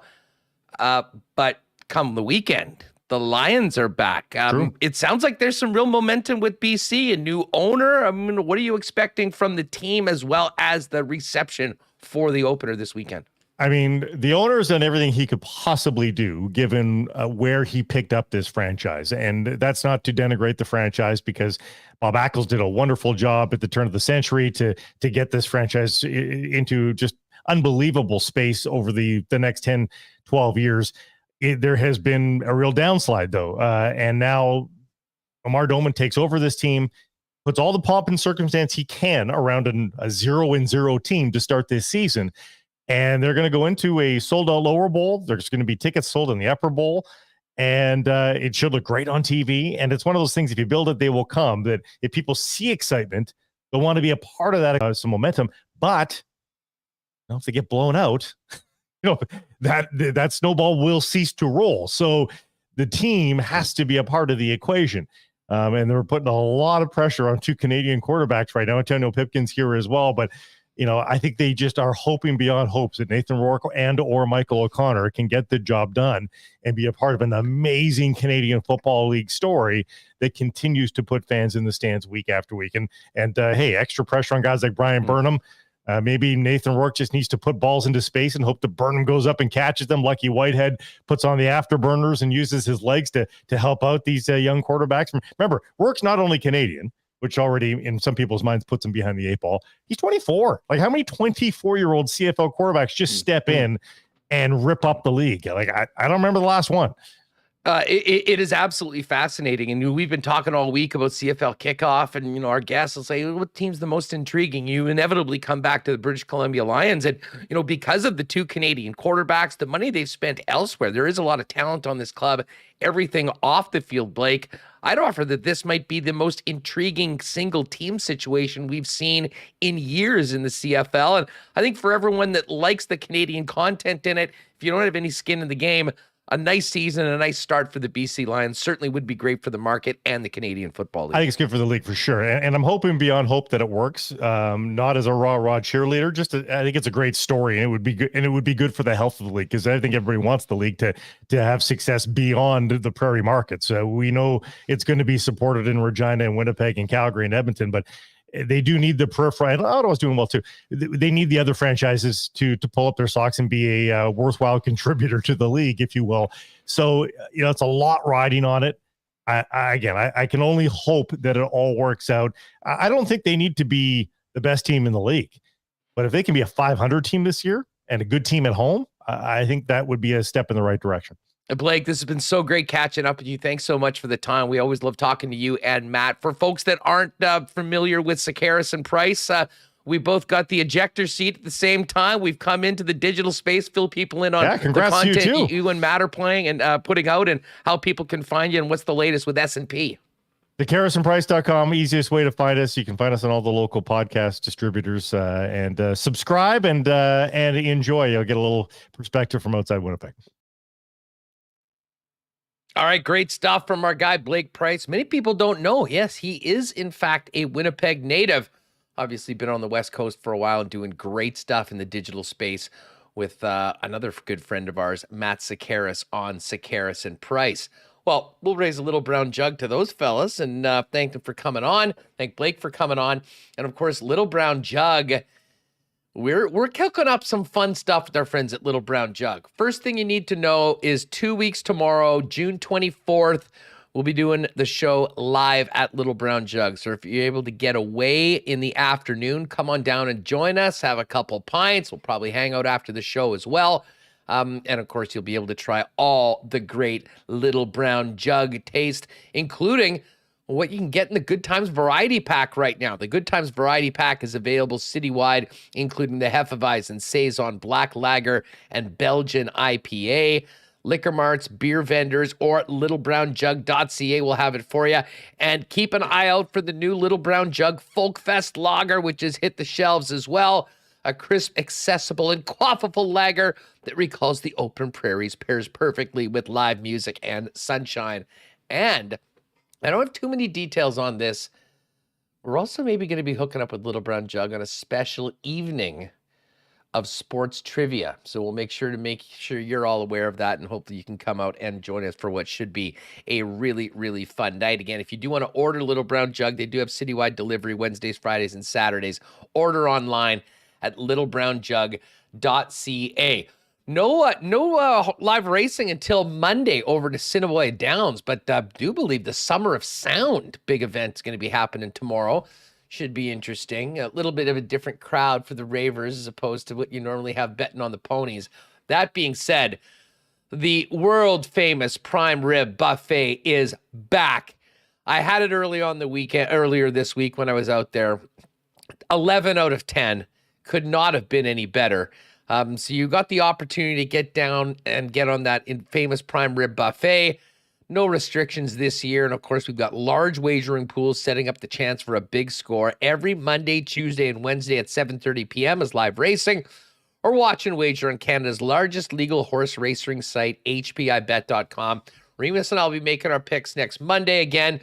And we are going to run a little fun contest with our friends at Assiniboia Downs over the next couple weeks, where you'll have a chance to pick a horse in a select race each night, and we'll be picking a winner from each night of racing to join us out at Assiniboia Downs, get a chance to get on that prime rib buffet, make a few bets, and have some fun horsing around out over at Assiniboia Downs. We'll get to the Coolbet Lines in just a second. Let's get Michael Remis back in here, and Remo, this is the first time we're going to be able to do Coolbet Lines betting on regular season CFL action for the year. Obviously, the main event tomorrow night, Bombers and Red Blacks, the return of Paul LaPolice.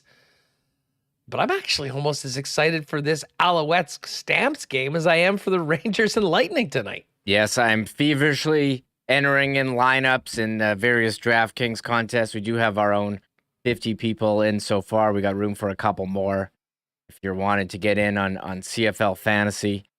Tonight we got Stamps, Alouettes.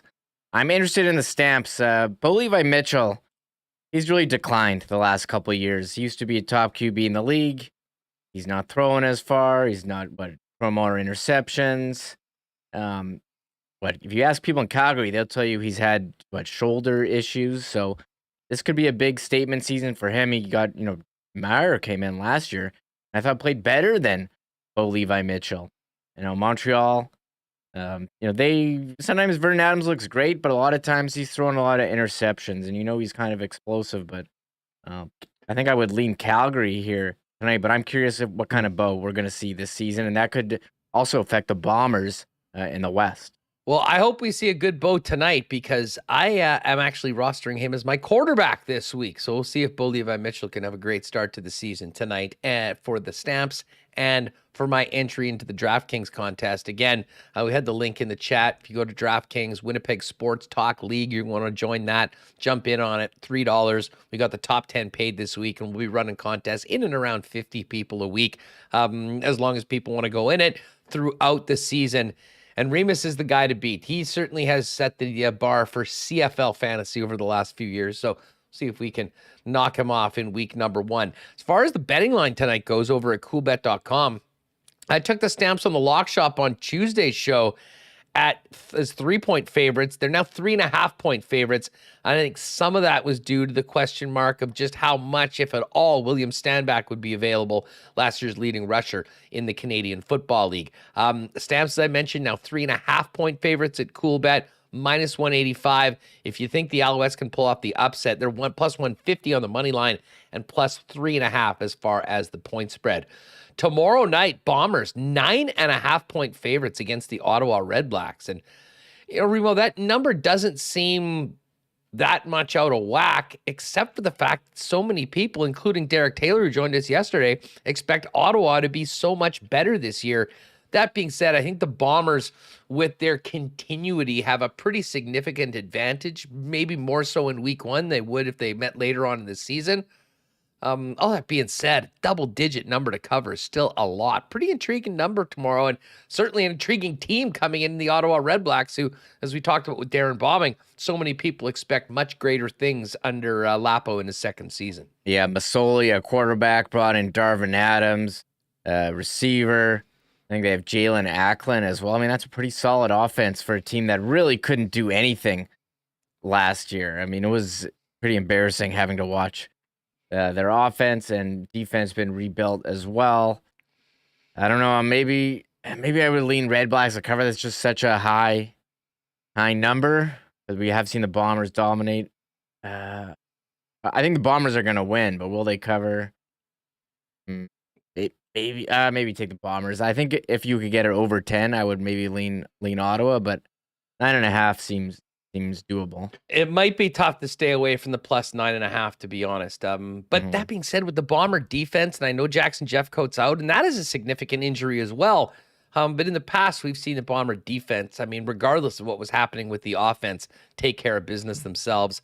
Regardless of whether they cover or not, cannot wait to get out there. Bombers a heavy favorite, minus 417 on the money line. Ottawa plus 320 on the road. The other two games, we'll talk a little bit more about this tomorrow, I'm sure. Saskatchewan, 2.5-point favorites at home against the Hamilton Tiger Cats, and minus 137 on the money line.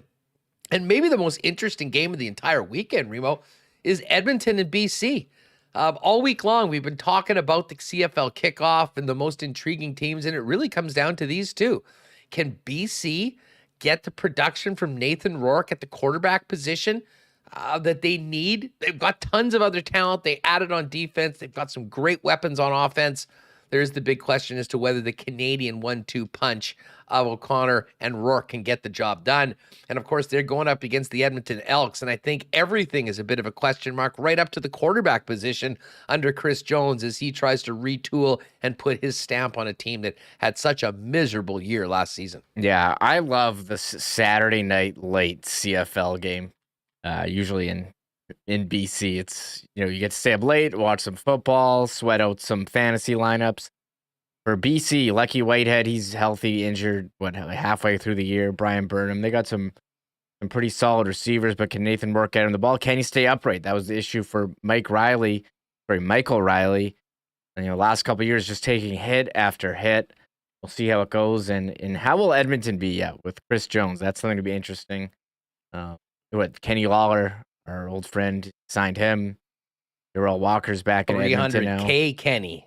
300K Kenny. So I'm interested. I am interested. I agree. And it'd also be full lower bowl in BC for the first time in a while. The new owner getting some excitement about the One BC Republic. Lions. One Republic. Big feature performance at the Lions home opener as well. As far as win totals go, The Winnipeg Blue Bombers are the class of the league and have a 10.5 number, and it's minus 152 on the over. So certainly people think that they win at least 11 games. The East is fascinating, and I've mentioned this on a couple of occasions earlier with DB as well. The totals for all of the East teams are either 8.5 or 9.5. Toronto and Hamilton are 9.5. Alouettes and Ottawa are 8.5. And that to me is just fascinating because it essentially says that the books who usually know better than everybody else say that this is as much of a parity division as we've seen in a long, long time. As far as the Grey Cup odds are, you got to get them in before kickoff tonight for an official preseason wager. Winnipeg is your favorite at 3-1. Saskatchewan plus 450. Ticats and Argos 5-1. Stamps plus 650. Alouettes 8-1. BC 12-1. Elks 16-1. And the Red Blacks are 17-1. I have a feeling DT would have maybe put a little sprinkle on Ottawa, because I guess if you think you can get to the Grey Cup, you obviously can win it. Although I'd be more interested to see on them winning the Eastern Division so far. Tons of receiving props, rushing props as well. It's all there if you do want to get a few season-long bets at Coolbet. Get them in before kickoff tonight between the Alouettes and the Calgary Stampeders. Over to the National Hockey League. Huge game tonight, Game 5 between the Lightning and the Rangers. And the Tampa Bay Lightning are road favorites again, as they were in games number 1 and number 2, minus 128 on the money line. And the New York Rangers plus 114. Listen, if you are high on the Rangers, this is great value. They've been in every game this series, maybe less so game number 4. And man, Remo, they have been so good at home. And as Rewucki said, Igor Shesterkin's been even better at MSG than he's been elsewhere. And this, in a lot of ways, to me, seems like this series tonight. I have a hard time thinking that whoever wins this game and goes up 3-2 is not playing the Avalanche in a week for the Stanley Cup. Yeah, I don't know. I feel like the home team hasn't lost. So if the Rangers win, the Lightning are just going to win, and maybe that means the Rangers will win Game 7 at home. I don't think you can go wrong with picking a home dog here in the Rangers. Do you like looking at the goal-scoring props? If we want to keep betting on Andrew Kopp or a Vetrano, plus 300. I don't think that's too bad for those guys. Panarin as well, but it seems like goals are a bit harder to come by in this series than the other series in the West. You don't say. Where it was like everyone was getting goals, especially in that fourth game and the first game. So a bit tougher here. We do like betting on Kopp to get a point as well. He's plus 100. So they do have a lot of guys in the negatives here. Interesting. By the way, thoughts and prayers to BA Split, who's often with us. Did he DM you too? He DM'd me as well. He was nuclear after the Ranger game. Andrew Kopp got robbed of an assist. He had the clip going out. Yeah, sometimes your future, your fate is determined by the official scorer in the National Hockey League, and he certainly did have a point, but unfortunately they didn't do a very good job of that, and did get the loss. Usually it's a little easier on the goals because you pretty much unequivocally know who scored. Usually the assists get a little sketchier, and that was what happened with poor BA on what should have been another Kopp point. They hand out assists like candy, I agree, and sometimes shots on goal. Like I've needed like a shot on goal for a bonus on DraftKings, or you got a shot on goal prop, and sometimes they don't give it to you. Where's that damn shot? Yeah, and you're like waiting for it to update. And sometimes they do change stuff after. And BA Split says he's here lurking in the chat. If you are in the chat, by the way, hit the thumbs up and subscribe. We just hit 100 thumbs up. So thank you all.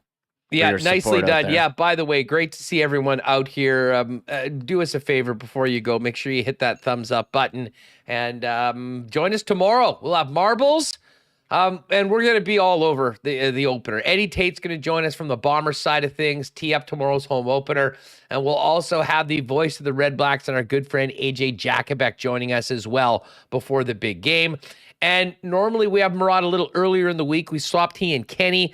So more on the Jets coaching search, the latest around the National Hockey League, Murat's thoughts on the playoffs, and as well, we'll probably get to this trade list and talk a little bit more about Mark Scheifele's situation and how much of that hinges on the new head coach of the Winnipeg Jets. So it's all coming up tomorrow. Big thanks to Blake Price, Brandon Rewucki, and of course, Darrin Bauming. And don't forget, coming up next, and if you're with us on YouTube, just hang tight. You don't need to do anything. We'll shoot you guys over and you can check out some of the Game Day Winnipeg Bomber preview with Darrin Bauming and Chris Walby. Going to be a great show tomorrow night and a great show tomorrow afternoon, I should say. Great weekend. And man, a fun sports night tonight. We've got the RBC Canadian Open continuing on this afternoon, 7 o'clock tonight. Lightning Rangers, crucial and critical Game 5 in the Eastern Conference Finals. And then an hour later, kickoff from Cowtown. CFL season is a go. Alouettes and Stampeders tonight as well. Folks, stick around. Bonfire Game Day is next. We'll head you over there and make sure to join us tomorrow as we kick off the weekend to get ready for the return of Blue Bomber football and another Grey Cup banner going up at IG Field. Thanks to all of our sponsors. Thanks to everyone that popped by. Make sure you hit that red subscribe button for people joining us on YouTube, and do us a favor and hit that thumbs up as well. We'll catch you tomorrow at 1 p.m. Have a great night tonight. Enjoy the weather, and we'll see you tomorrow on Winnipeg Sports Talk Daily. Oh my God! Shut it down! Let's go home! Thanks for tuning in to Winnipeg Sports Talk Daily. Make sure to subscribe on YouTube and your favorite podcast feed at winnipegsportstalk.com.